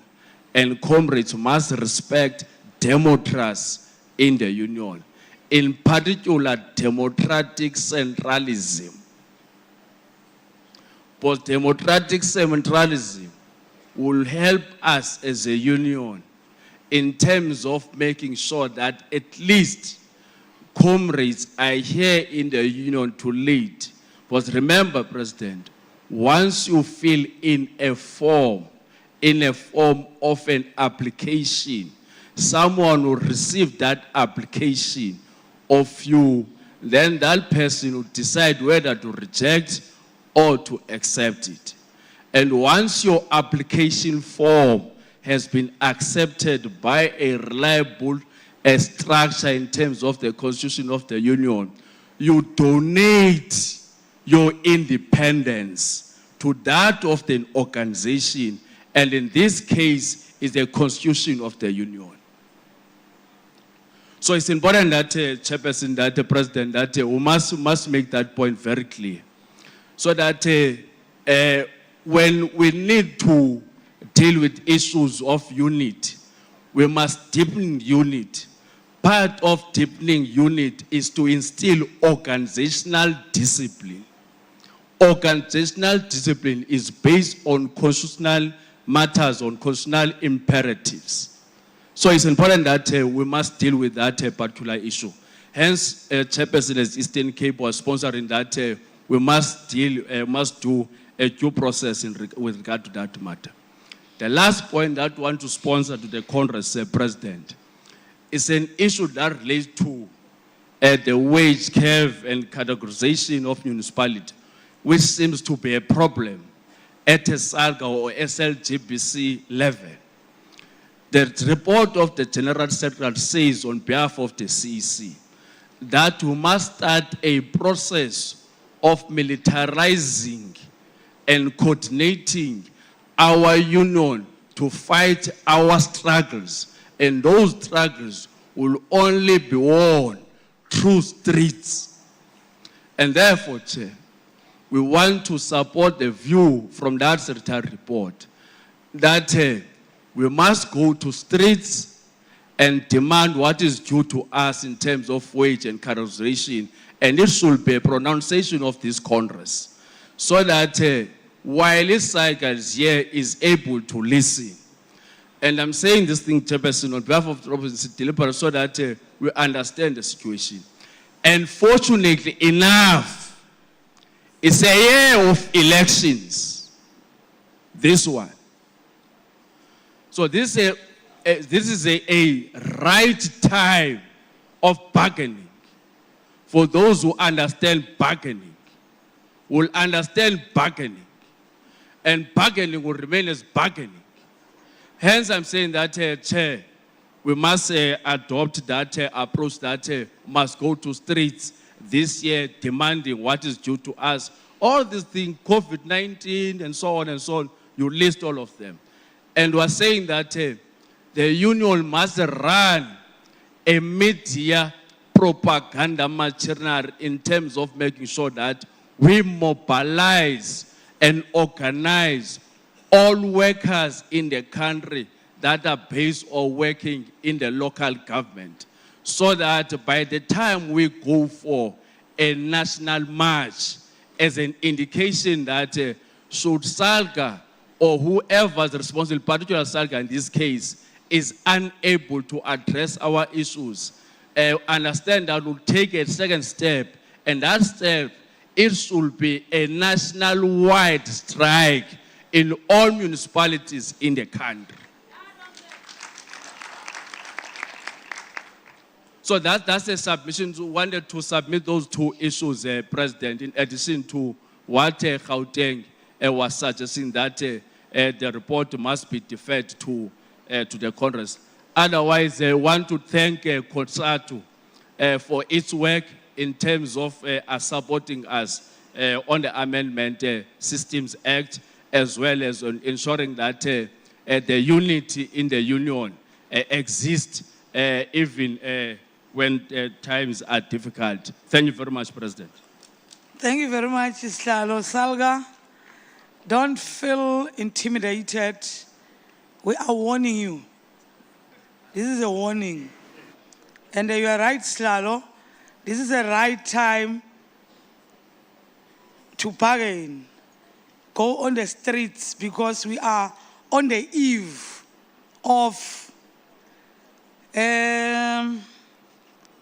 Limpopo. In fact, before we proceed, is there any dissenting view in terms of taking the report to commissions, except the rider from the chair regarding the issue of the registrar and the wage curve? Any dissenting view? We are supposed to go to Limpopo, Northwest, followed by Western Cape, KZN, followed by Gender, Free State, followed by Mpumalanga. In that order, Baholi.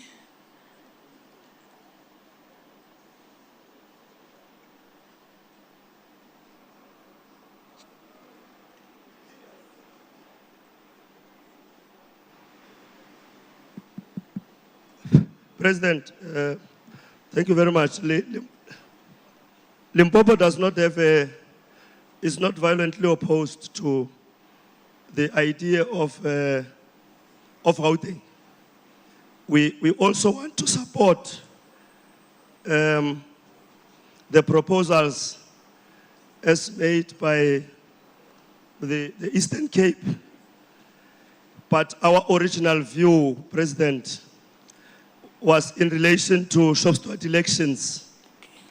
We, as Limpopo, has learned the bitter lesson that our shop steward manual should be entirely reviewed. The Secretariat report is proposing that it must be amended to provide for dispute resolution and many other things. But in Limpopo, we are saying it should be totally reviewed and be overhauled so that we don't have a province that will suffer the same fate that Limpopo has suffered of having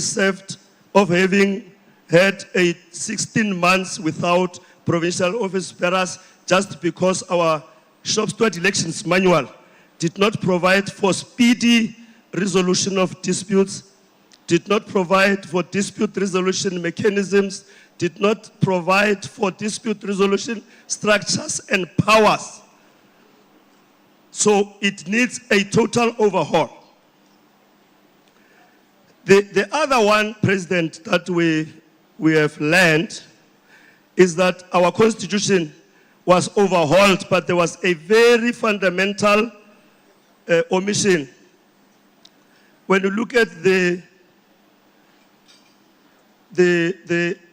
clause that deals with elections, it does not provide for a quorum.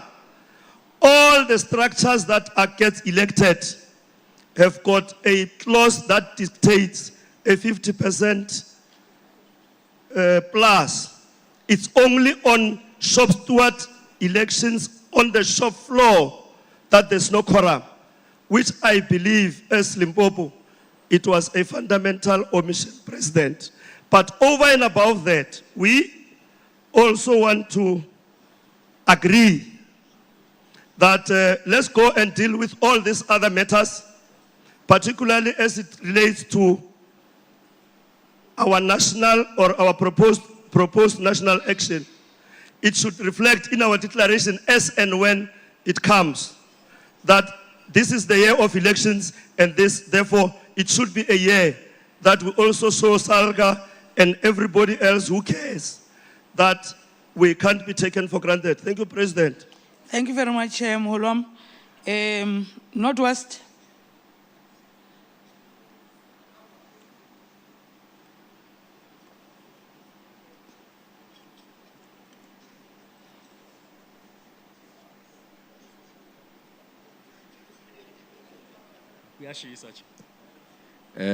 No, thanks and good morning, President.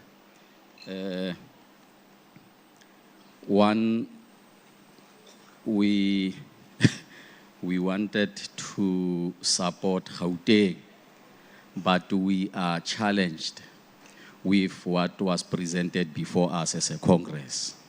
That's number one. The issue of the two regions, that's where I wanted to start first, to say the CEC agreed and established an ad hoc committee to deal with all issues that we thought we will resolve on.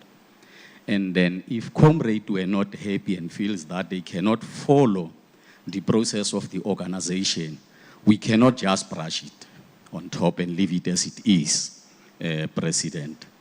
As the Northwest Province on that one, we are supporting what Eastern Cape is saying, to say let us follow the process of the organization constitutionally and all the policies that we are having, because on this one, we are not promoting any paging towards any members. It's the ill discipline of the comrade that they are disposing before us as a Congress.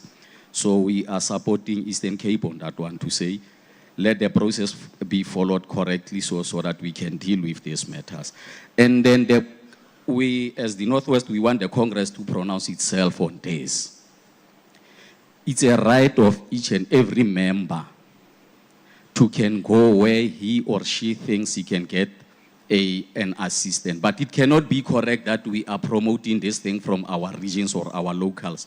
Each and every time when they've got issues, they go direct to the office of the register. It becomes a new tendency.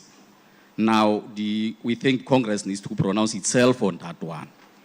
And whilst we are still dealing with this one of these two regions, President, I think also the Congress must again revisit this one of individuals who are taking the union to court.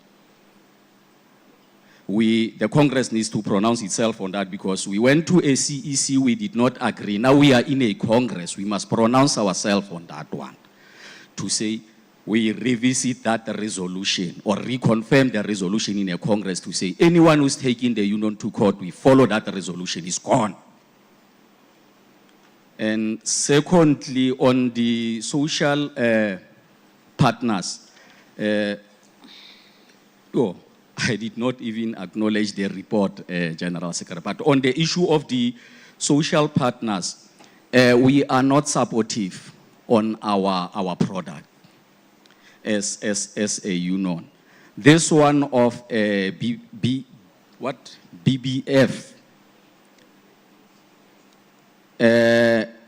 we are signing other service providers that are coming with different packages, and we then start to promote those benefits that they are coming up with than what we have established as a union.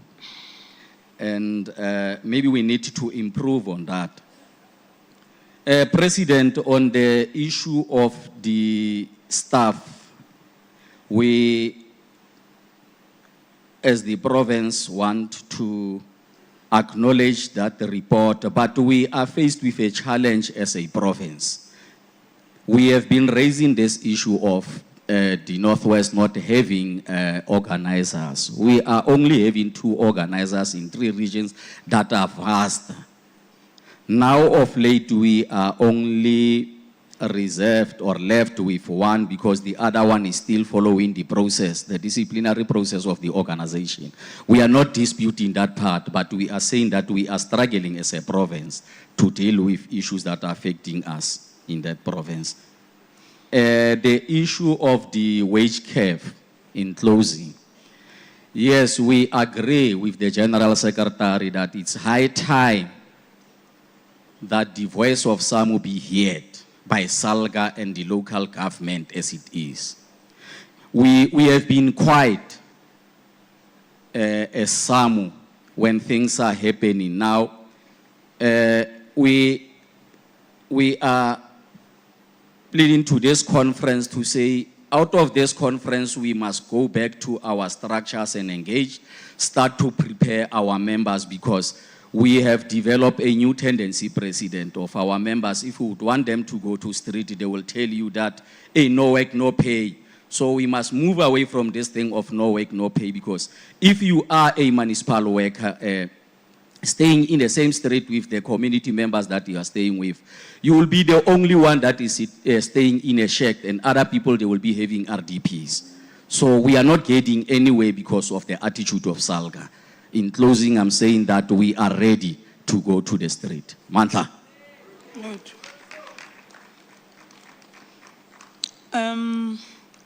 Western Cape. Thank you very much, Slal.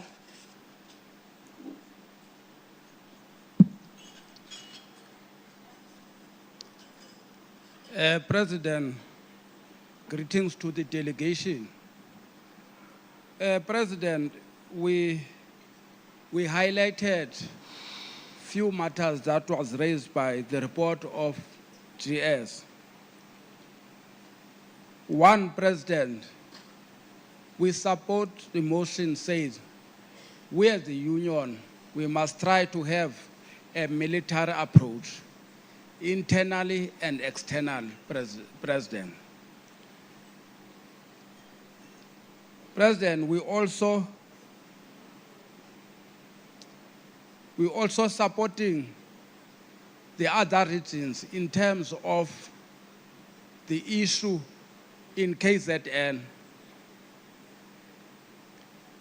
The Western Cape President proposed that the POPs of KZN must service that regions, and the process of discipline must be implemented.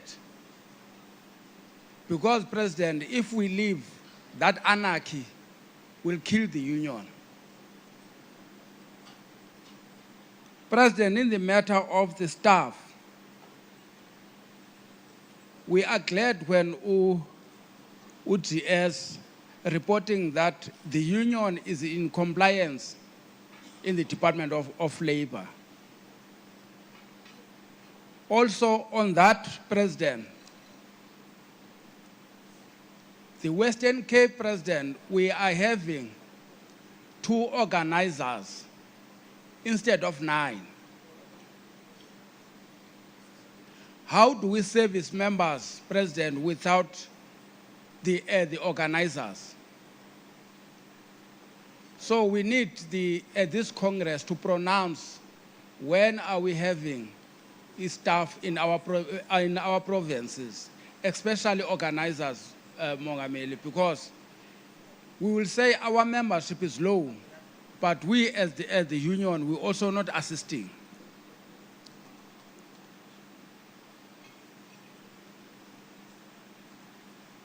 President, in the issue of housing, we are saying, President, in the presentation of GS, we support the issue that we must get that percentage that we must fumane go masipala. Because, President, once we go, you go to the bank and apply for the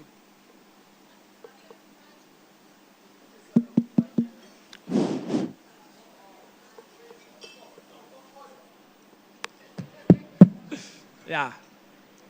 President, on that matter, President, the bank are restricting us that you can only have a bond if you're gonna buy a house in the urban area.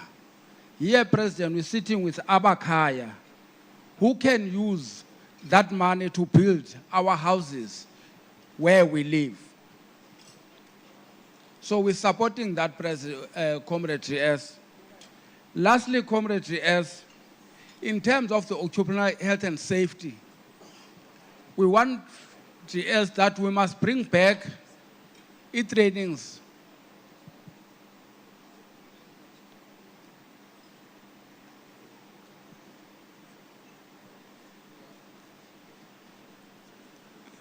Sorry, Slalo, Kuben. Yeah, I can see they're still on caucus.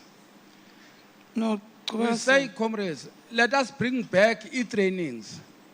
The trainings we get to the employer, it restricts you and take you to the direction of employer. Some used to have their own trainings, how to conduct health and safety checkups and everything. So we need that trainings to come back, President.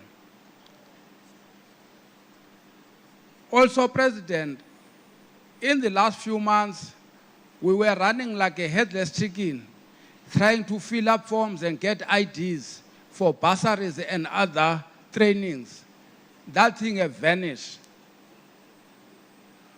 We can't have, President, unions software that are not well trained in different capacity.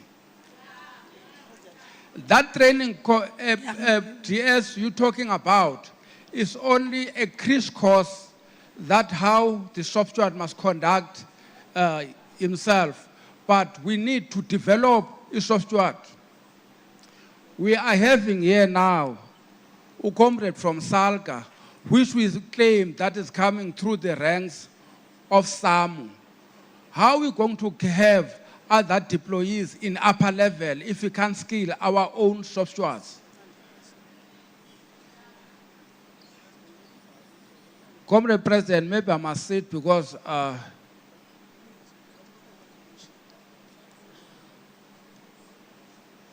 Kuben, Slalo.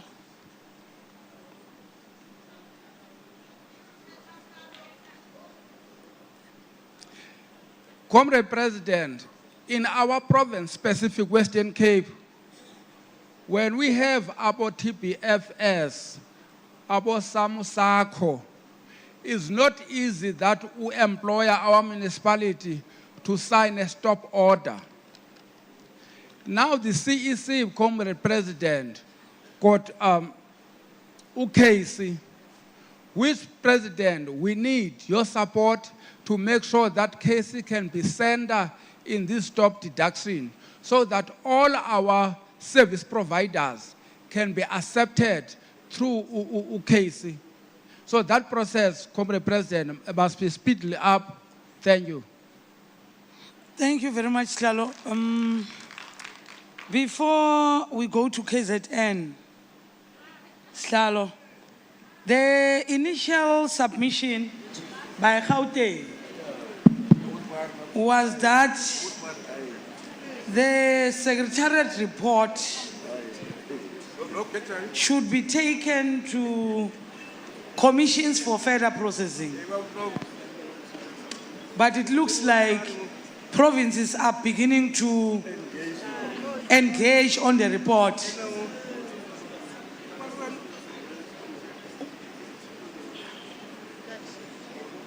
The view by Gauteng was supported by Eastern Cape. And then I called for any dissenting view. Instead of getting a dissenting view, we went deep into the report. Sikuphi manje baholi? Sincede KZN. Where are we? President, the problem is that it's you that you allow us to do that. Okay, as soon as we're deviating from that, you are supposed to tell us Ngiyacela, on your sir. seat. Please, But Hlangu. now you are becoming unfair on KZN. Because now you wanted to put something, but you will try to be very disciplined and say exactly what you want to hear from us. One, we want to align ourselves with those provinces that the report should go straight to the commission and deal with it. And there were issues that we wanted to deal with them that comrades, they've already alluded on. However, because of your request or because of the decision of the Congress, we'll reserve that one. But there is only one issue, Comrade President, that we feel it is not covered by the Secretariat report and it's not discussed anywhere. We feel, Comrade President, that our campaign in addressing the issue of collective bargaining, it won't be enough if we are not addressing the issue of the amendment of the Municipal Systems Act in terms of consulting the COGTA and what you call the treasurer. Because when we are about to agree, then Salga will tell us we go and consult. It means in the local government, we don't have negotiations with our employer. We'll negotiate, and when we are reaching the agreement, then they will say Putom Dala does not agree. As it happens in the compensatory framework, we are about to reach the agreement. Then they come back and tell us about Putom Dala, which is COGTA. So we want to sponsor as KZN to say, in our campaign, let's campaign to deal with that particular point. Because if you are not dealing with that particular point, it means in any agreement that we will negotiate with Salga, then they will come back and tell us, Uputom Dal. So let us campaign to remove Uputom Dal. Can be COGTA, can be treasurer, anything. Let's negotiate as partners at a bargaining committee. No Uputom Dal. Thank you. Thank you very much, sir. Hey, siyaqhwaba izandla mara sithi i-report ayingale. Gender Free State. I hope we are not going to repeat what other provinces have already said. Kosatu, your number last.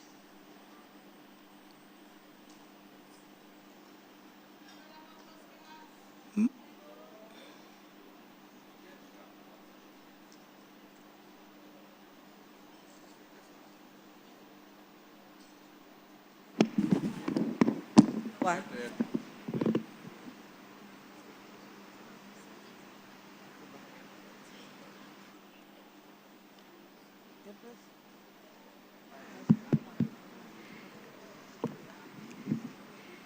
You see, this thing of being limited as gender doesn't work well for us. Provinces have spoken, and we wanted to reflect on some of the issues that are not covered by the report. Remember, the report is a summary from what we've submitted as gender. So can you give me direction, President? Because we've got issues that we need to clarify within the report. And commission won't do justice to the set issues. You know, I think with the powers vested in me by the CC, I'm allowing gender to speak because gender cannot cut themselves into the number of commissions that we are having. Proceed gender, quick. Oh, thank you. You are making additions. Agir. Yes, President.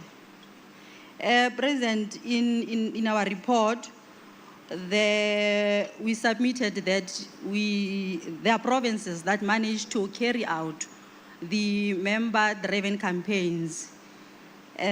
Those provinces, we need to acknowledge them. And they were supported by the provincial office bearers. I will mention Gauteng. And this is not for the first time I mentioned Gauteng, Western Cape and Free State. And one structure from Matlosana that is doing everything in their power to make sure that they carry out those campaigns without with limited resource, let me put it that way. And then we request or encourage provinces to take a leave out of the book of the said provinces and work together with gender structures, because at the end of the day, the objective is common. The other one, President, during CEC, we submitted as gender to say we used to have the allocation, especially at provincial level, the 10% out of the allocation of provinces. Now it is not happening. We used to have to receive the allowance, your phone airtime allowance, for you to carry out your responsibilities as gender office bearers. It's not happening. Now we are submitting again to say, let the Congress reflect on this thing, that gender be allocated at 10% in each and every province from their allocation. And then with national, it will be the decision, I don't know, maybe within the discussion.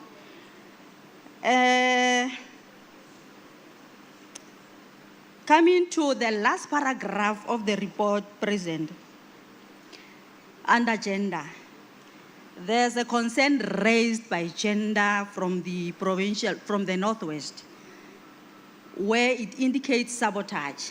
The sabotage that is indicated that I need to take the Congress through briefly to say some were disqualified in that provincial Congress because the nomination form were not submitted by some. It means some dealt with itself in that provincial Congress. And the sad part is that in that Congress, we had our comrade DGS of Kosatu, one of our own, as a deployee to the Congress. That was very sad. So we managed to demand a meeting with the provincial office bearers. They disowned the decision. It means the decision was a unilateral decision from the office of the Secretary. So thank you, President, for allowing me to outline some of the things. And we further condemn the gender-based violence because it's still happening within the union and the power relation amongst ourselves. I can attest and motivate in so many ways, but that will be done in commissions. Thank you, Chair. Thank you very much, Molom Gender. Free State MP GP. Slalo, please. Caesar, Minister. No, Yalebo, President. President, no, as Free State, we honestly rise to second the initial proposal, and of course, factual and progressive from Gauteng. Say, let's break to commissions, go and do justice in terms of the commissions which were established. Marahe, Mahatla President, I want to second what gender has submitted in terms of the support of resources to these critical and important substructures of the union. Thank you very much. Ngiyabonga Sihlalo. Mpumalanga.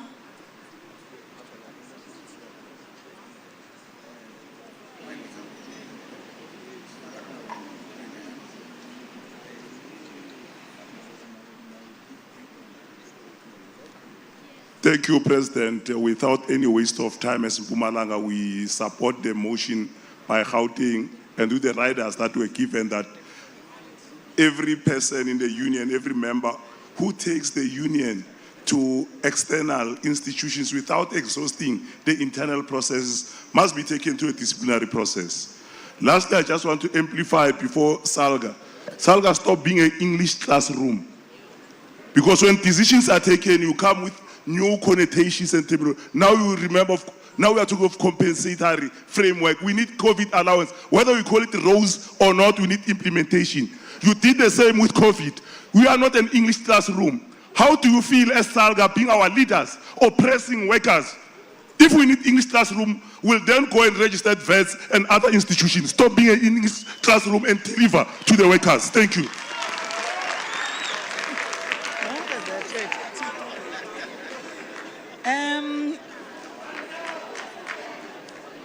Progressive, Gauteng, ni covered.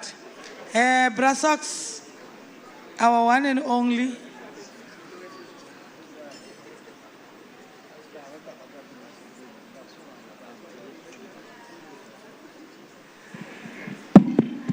No, President, thank you very much. There are 2-3 issues that I want to raise before Congress goes to the Commission on organizational report. One is the issue of the register. And I want to urge the Congress that the leadership of Samwu must engage the register on all issues that are affecting your constitution. If there's an allegation that the union has violated its constitutional requirements in terms of everything, engage the register. And the reason why I'm saying that, GS, is that there are 2 things that the register can take you to administration, or it can take you to court. Not submitting treasurer audited financial statement. 2 is the issue of undermining your constitution. That's the only thing that the register can take you to court, or it can take you to put you under administration. And as I said yesterday, if your union is under administration, comrade, you are in trouble. It's not going to be easy for you to come back. And Samwu, you are an example. You have passed all those things. So I'm urging President Nelson that engage the register. Don't allow this matter to go to court. Because once it's in court, we're in trouble. 2, the chair of Northern Cape yesterday raised the issue about workers who were supposed to be reinstated in Northern Cape. Comrade, that's a critical matter, and the Commission must discuss how do we deal with this matter. We've discussed this matter, resolve it in 2017 for the workers to be reinstated unconditionally. Those were the political deployees, were not appointed. The political deployees, they are employed on 5-year contract in line with the MMC or the mayor. Now, we have negotiated, President, this matter at the level of the political council chaired by the ANC president. It was only Northern Cape leadership of the ANC that refused those workers to come back on time. In particular, the former mayor who was the deputy speaker, I think he was also a regional chairperson. But here's an issue, President. Once we concluded this matter, these workers refused to go to work, Chairperson. They refused to go back to work. Last year we went there, I don't know, TP, the Deputy General Secretary, were there. When we engaged with Troika, those workers were saying, we want to be reinstated on the same level where we were during the time when we were dismissed. And the municipality says, we don't have space there. We'll deploy you in another department. And we advise those workers, take a middle grade in between what you were earning and the other one. And then in the process, you will progress to the higher grade. They refuse. So now the Congress must advise, how do we deal with this matter when we are asked for political intervention? This is what I wanted to raise. Last thing is that as you go to the commission, I was asking my friend there, what is the role of Salga? And he says to me, Salga is a union of the employers. And I asked the question, even if your employer is doing wrong things, you are not able to advise them. Because these municipalities, they are in trouble because they are doing wrong things. In my input yesterday, I said, even if I did not say it, I've given to the GS the input. I said, mayors, speakers, and councillors, Comrade Slovo, who are not doing their work, who are conniving with opposition against Samwu, they must be fired. That's what I said. The last point is the issue around, I want to, GS, you're talking my language now, as solely as Prasok Swako Prets. What we cannot win in the boardroom, we'll win it on the street. If we're not going to consolidate our program with workers, we must forget. We don't wake up in the morning and say to workers, let's go to the street. We must go to our members and make them to understand. I don't know who raised, is it Eastern Cape? I can't remember. The issue of no work, no pay. Once you send that message to workers, workers will not go to the street and will never win what we want. COSATU have taken a decision, Comrade December DGS, that we must take the street not the 7th of October, President Nelson, but in between, before COSATU Congress, a national day of action on cost of living. So this is the build-up towards the national action that Samwu is going to take. And you have our support. Thank you very much. Thank you very much,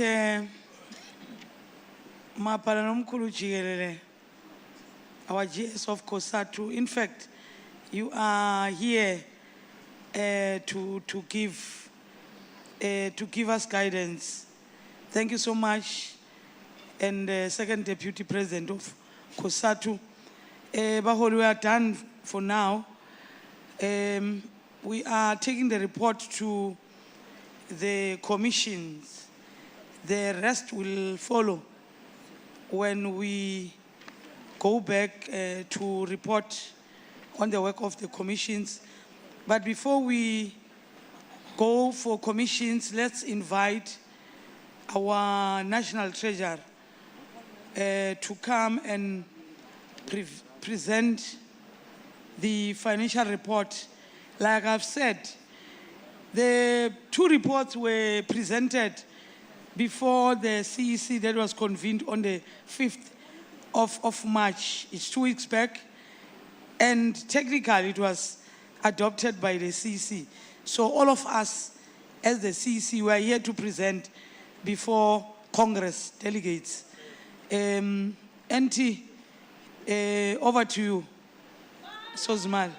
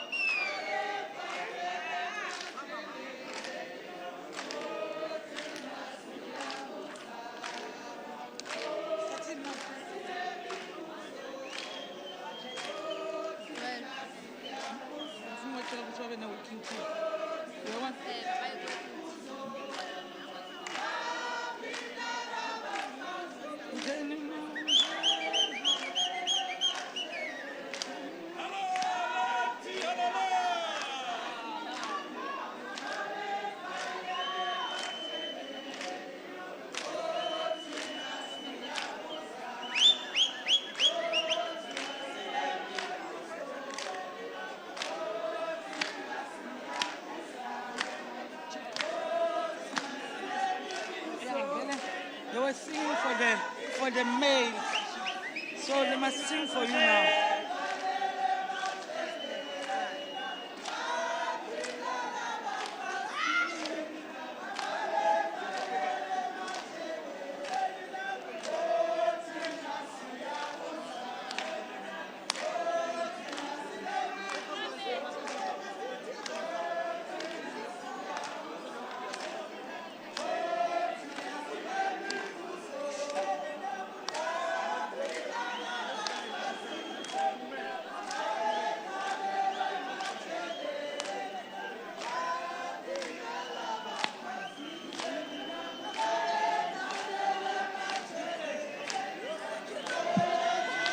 Yabusa, imawaphendula imibuzo.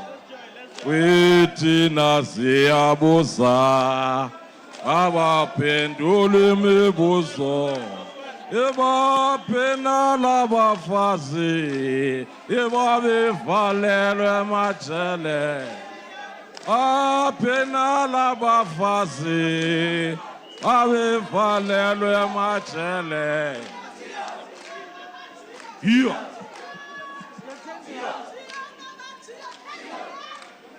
Rand.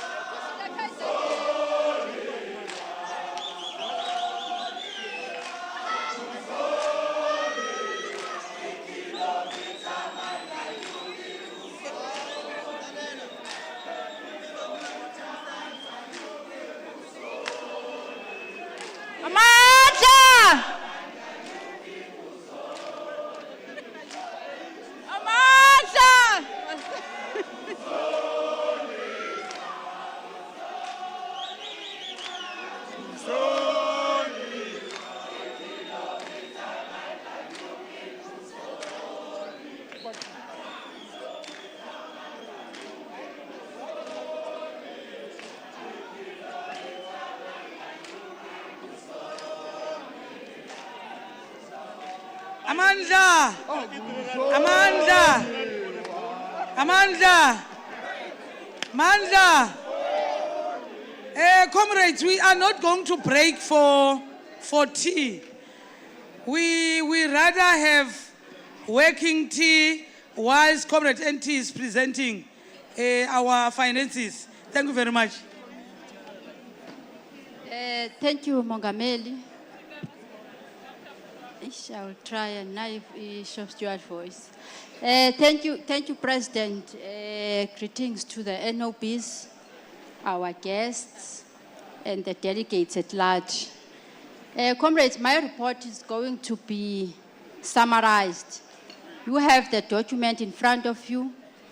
On behalf of the CEC, I tried to do a summary.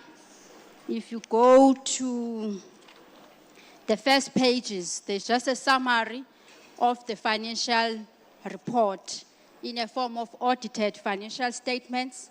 Then the attachments are all the financial statements from 2020 up to 2025. Then for 2025, we have the draft because we have not yet audited. So once the audit has been done, the audited financial statement will be presented to the next CEC, where they will be adopted for submission to the Department of Labor. Comrades, if we go to, just that my pages and we're born in document, it says Finance Report 2020 to 2025. The report that we are bringing to you, comrades, is to present the consolidated strategic narrative for Union Yetu, and also the recovery plan that we have and the journey for the past 5 years that you have given us. The narrative highlights the root causes, which you all know, comrades, the key milestone and the structural reforms that have been undertaken by the Union towards strengthening accountability, improving financial integrity, and restore stakeholder confidence. The stakeholders, comrades, they need to see us, see right. Comrades, in 2020 Congress, we all remember that there was no audited financial statement for 2019. So when we arrive in the office, we had to start from there so that we are able to produce the audited financial statement. And by that time of the Congress, we all know that there was a dark cloud from the Department of Labor to take us to the administration. And one of the key issues that led to that was the non-submission of audited financial statement to the registrar. So comrades, if you check the 2019 audit opinion, in 2019, the union received disclaimer in terms of the audit. Disclaimer, comrades, in summary, it says the auditors were unable to express their opinion based on limited information. The limited information, comrades, it means there were no documents to support whatever figures that were on the financial statements. Therefore, the auditors were unable to audit those documents. It's written there, comrades, to say they were unreliable and incomplete accounting records. That means we don't have any records at that time. Also, the breakdown of internal controls, lack of complete membership register, as UGS has already indicated, inability to verify the balances that were on the financial statement in a form of asset, revenue, liability, and opening balances. That was 2019. Then we go to 2020, comrade, up to 2023.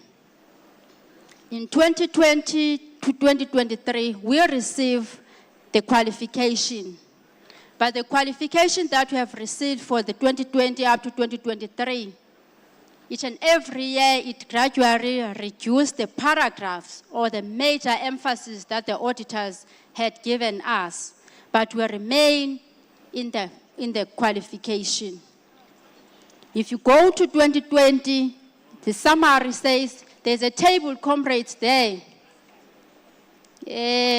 where it says for 2020, that audit opinion, which is, I think it's page, the page 1, then there's page 2, 3, the agenda, you pass the agenda, the table of content, you pass the table of content, then the first page, that's where it says financial report, you pass that one because I just talked to it.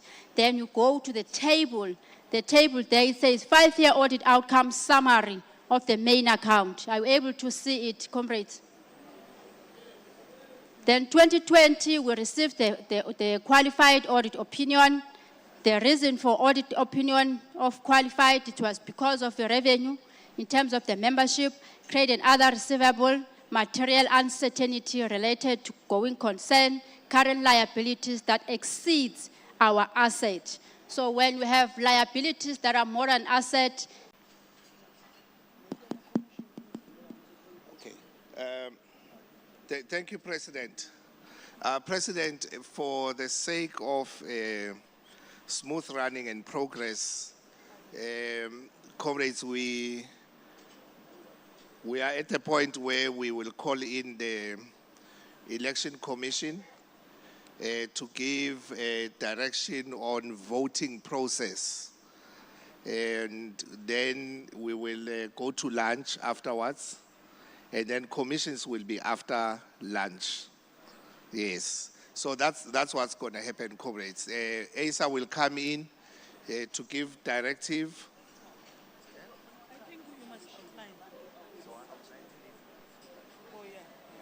So we will outline the commissions after ASA and who will be leading the commissions and where will they be sitting. For now, ASA is coming in. And while they come, comrades, just to acknowledge and also to remind delegates, later in the Congress, we will mention how the different service providers supported the Congress. But comrades, we had a lot of support from the service providers. We encourage that we visit their stations outside. If you want to go check your membership, Sanlam, Metropolitan, Old Mutual, Asupol is there, Samumet is here. This time we also have Bonitas They requested, because they do have members amongst delegates of the Congress and members of Samwu who are in Bonitas. But important one, comrades, we want to encourage you to visit the table of the pension funds adjudicator, the PFA. PFA is here to assist members of pension funds. All of us are in pension funds. We have a particular problem of non-payment of statutory benefits by municipalities.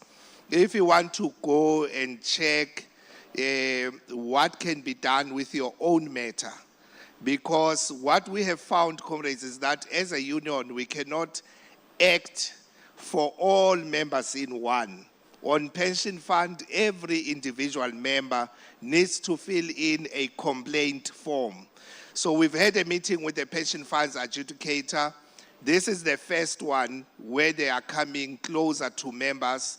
But after this, they will roll out a program to all the municipalities in the country.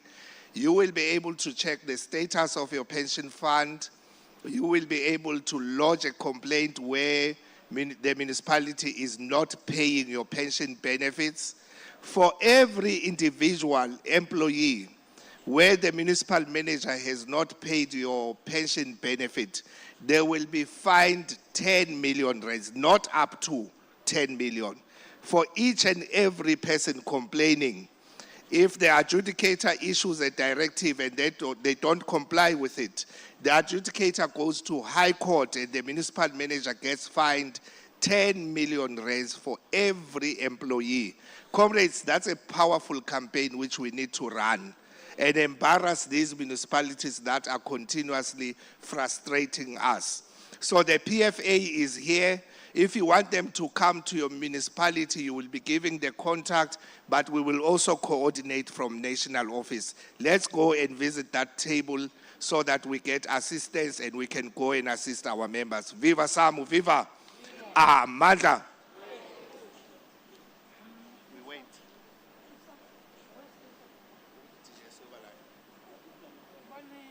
Commissions. Oh, commissions. Yeah, outline.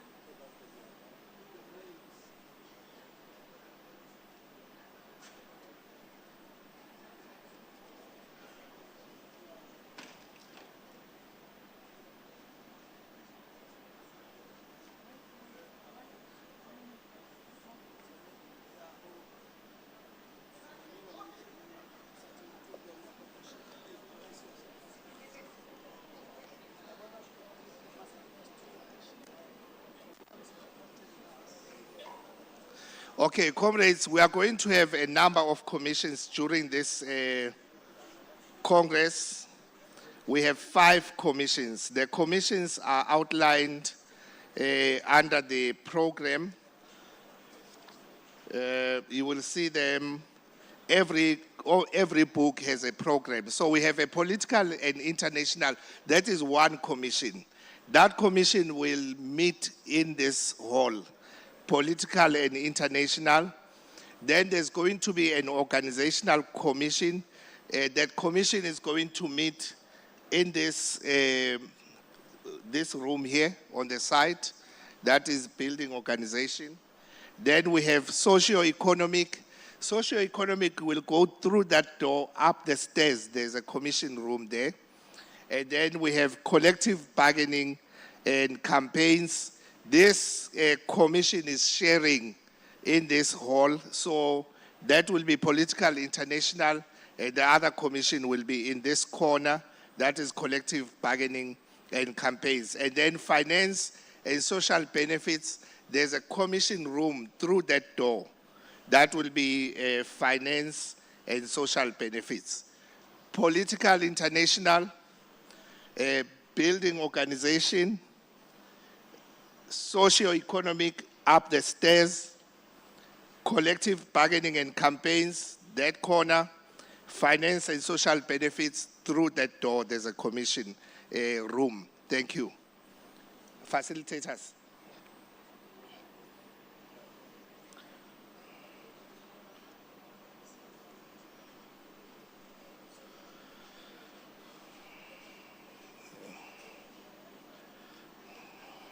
Okay, the facilitators of the commissions will be as follows.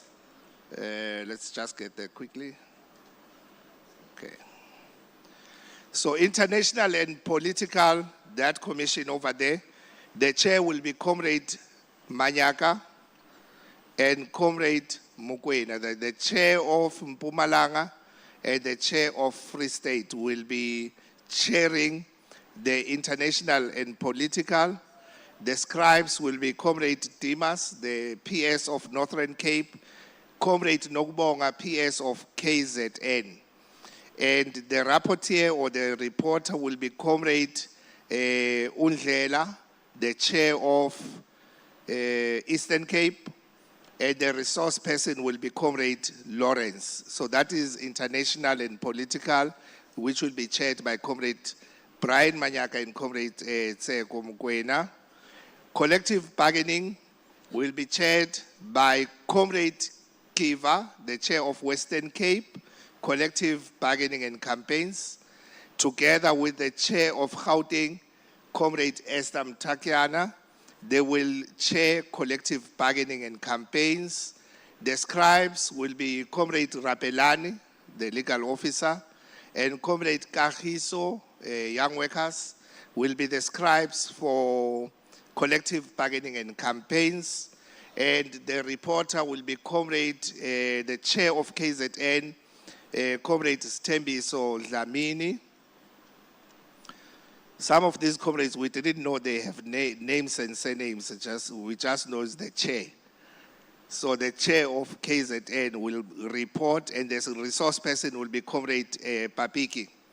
On organizational, the chairperson will be the chair of Northern Cape, Comrade London, and the scribes will be Comrade Sam and Comrade Imhle. That is the PS of Mpumalanga and PS of Western Cape. The reporter will be the PS of Gauteng, Comrade Mpotla Dinyane Umazozo, Lepara la Kopitoria, Autiako Zone 16. Zone 16. Go Caracas.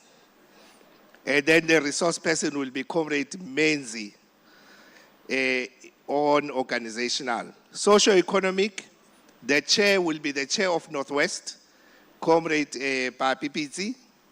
Scribes, Comrade Tobani from Gauteng and Comrade Tobeka from Northern Cape. Those will be the scribes for socio-economic. And the reporter will be Comrade Asam Zantaka, the PS of Eastern Cape, will report on socio-economic. Thank you very much. Finance. Finance, too much. Okay. On finance, sorry, NT, and thank you for the reminder. Our Comrade Twala is not in. We would have asked him to assist also as resource person in socio-economic, but he has been deployed elsewhere by COSATU. On finance and social benefits, that commission will do finance and social benefits. The chair will be Comrade Hlupegile from Mpumalanga. Comrade Hlupi will chair. The scribes will be Comrade Apani from Limpopo. The reporter will be Comrade Tabang Tsewa from Free State, the PS of Free State. Comrade Apani is the PS of Limpopo. Comrade Hlupegile is the deputy chair of Mpumalanga. And the resource persons will be Comrade Jeki and Comrade Patricia, both from head office. Thank you.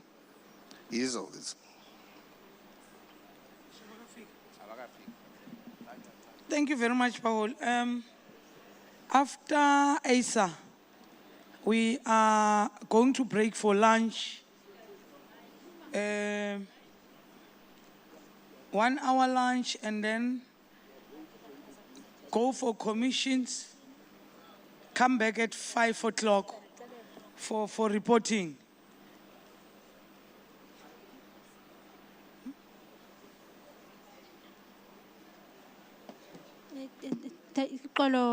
President. Yesterday we had a challenge because there was a miscommunication in relations to the armband. When I must take a decision.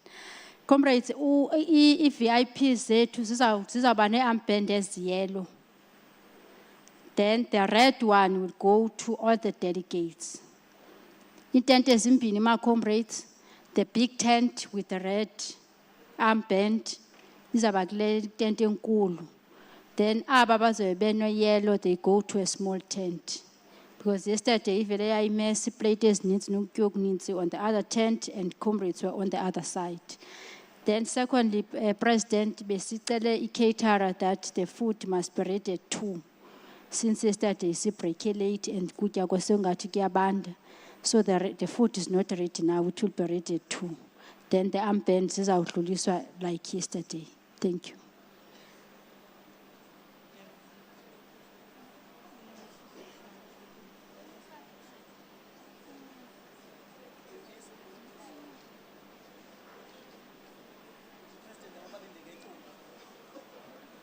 Baholi bamasilindeni uyisa nge-slogan at least. Otherwise sizawulala kaloku.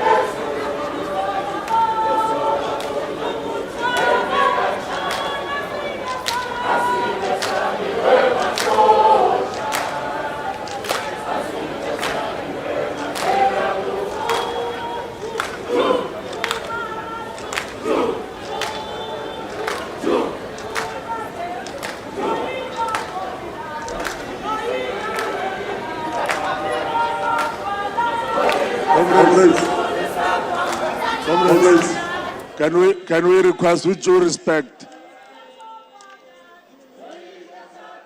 With due respect, comrades, because ASA is here.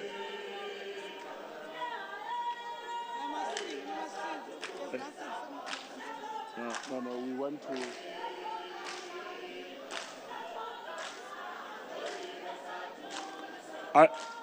Unless we want to sleep in the plenary, because we are going to come back and report for commissions at 9 o'clock in the evening.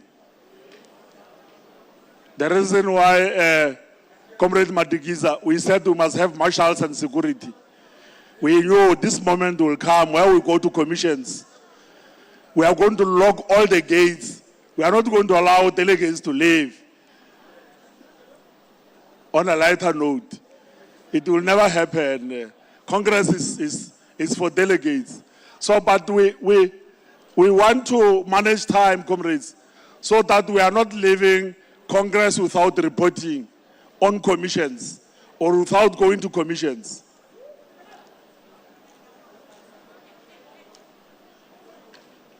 Thank you very much. Comrades, President, I'm not sharing. We wanted to allow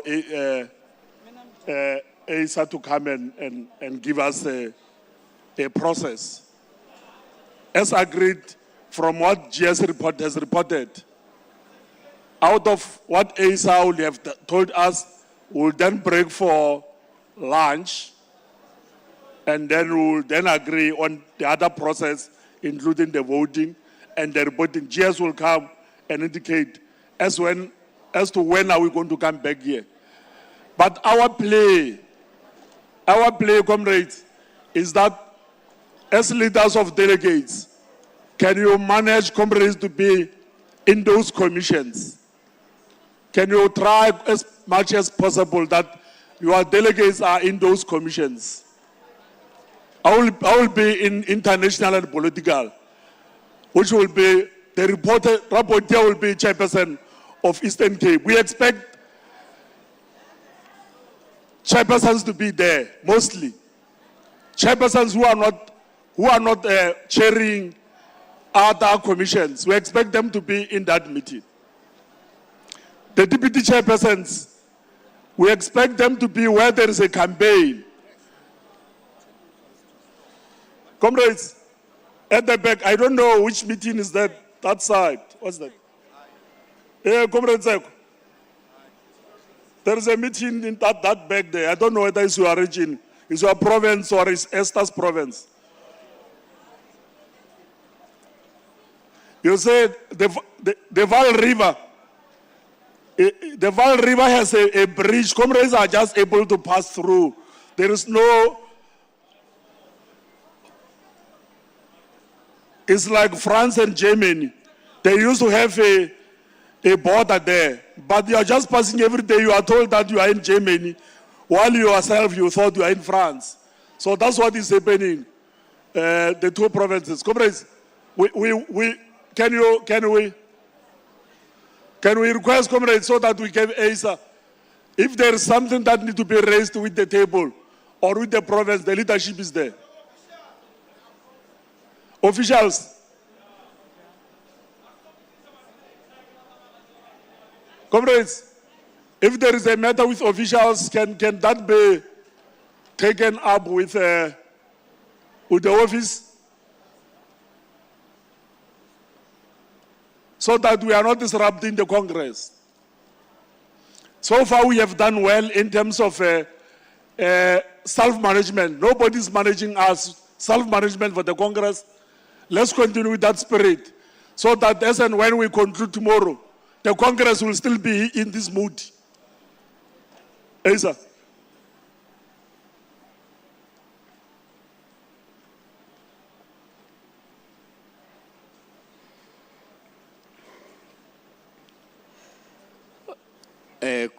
Good day, delegates, leadership. Thank you so much. My role here is simple and short. We are going to outline the voting processes.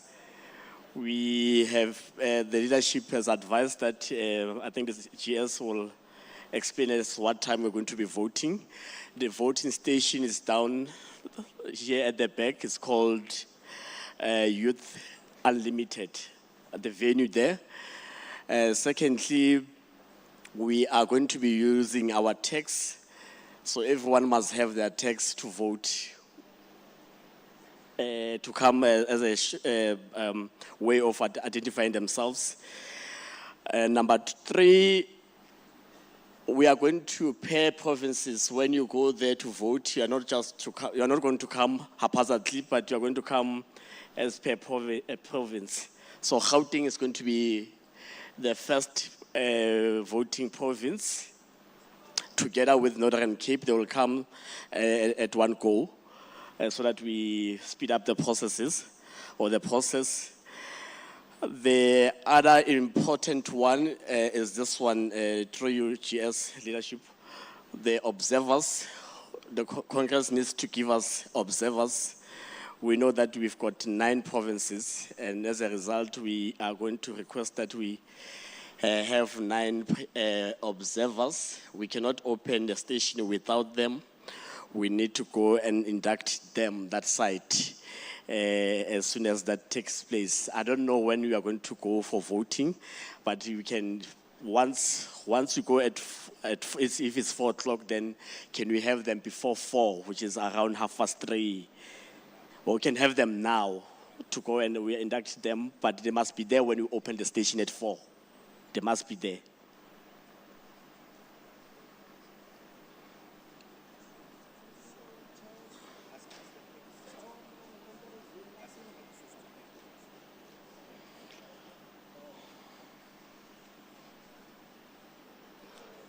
Comrades, what do we need to do? I think the requirements for voting, all provinces know that you must have ID or passport. You need to have your tag, because you will be identified through these 2. I saw others are saying, what do you call, driver's license, if it has your names. Yeah, Comrade December, you and second deputy president, you know we have a case in Kwasatu about the Northern Cape issues, where these issues of identification also form part of the dispute. So we don't want to have a dispute tomorrow while we thought Congress has been closed and we have a DGS. 2, can we request provinces to submit observers before we go for lunch, so that the observers are able to meet the team? Not the steering committee. Not this time is not the steering committee chair. Observers who will be with the team 30 minutes before the voting starts. The voting will start at 4 o'clock. Then they must be with the team. Voting will then happen while we are in commissions, because we don't want to delay. Come here when we are reporting, we say voting. Voting will go simultaneously with the commissions. So they said it will be Gauteng starting with Northern Cape. I don't know which other one will follow. One name per province to form part of observers.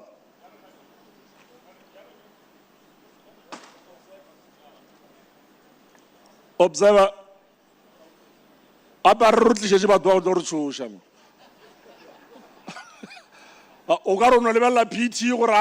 Then nobody's going to say anything. PT. But if you are nominated PT, you are not self-nominated. You did not nominate yourself. You are nominated by the province. Now, on a lighter note, PT, we want people like you so that nobody is going to push them. Comrades, those observers, please, KZN, I see your board. Northern, you might not announce them, you might give them, nominate them and bring them here. Not necessarily that you tell us who is, Gauteng was just showing that they are muscles.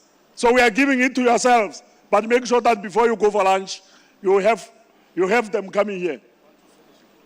Yeah. Please, comrades. And as announced by the National Treasurer, comrades, can we avoid the confusion that we saw yesterday? Especially at the back there. We end up having our invitees being confused.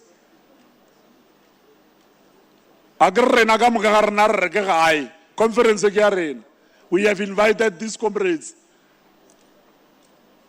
So we can't be pushing them and they don't even eat. We may not know their health conditions.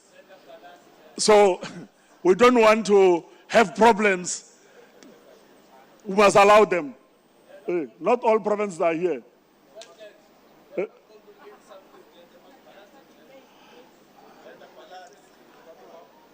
Yeah,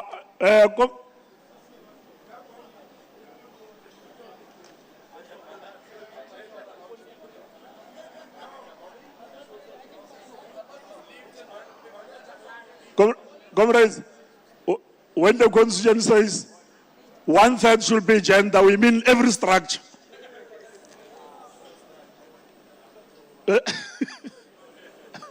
Every structure. Hey, this one is not 1/3. Eh? Hey. 1, 2, 3, 4, 5, 6, 7, 8. Oh. Comrades, all provinces are here. Oh, all provinces are here, comrades. So the team, you can talk to ASA. We don't know what is it that you are going to discuss. All conditions. I don't know if you took your bags, because from here we'll go for lunch. As long as we make arrangements, but meet them. And we need to release comrades for lunch. If there's nothing that has been raised before we break. Northwest. The only. Oh, ASA. What the pairing was only Gauteng and Northern Cape. We don't know which province will follow. Yeah, we'll keep on coming and announcing wherever you are. In the commissions. They are saying they will announce in the commission. They will come in the commissions. Yes. Yeah. Comrades, thank you very much. Thank you very much, comrades. And let's go for lunch. Come back at 3 o'clock.